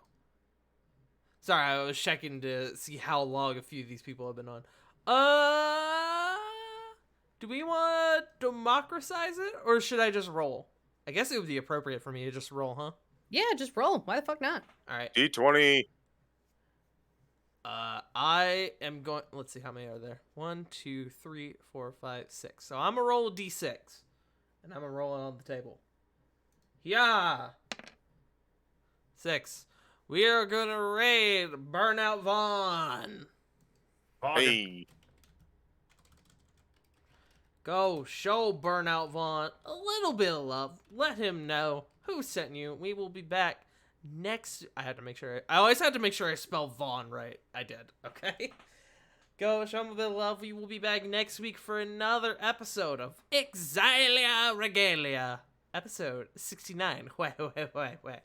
But thank you all for joining us tonight. You all are lovely. And remember, as always, Black Lives Matter, Trans Lives Matter, Stop Asian Hate, and most importantly, you matter. We love you all, and we'll see you all next week. Bye-bye! Bye.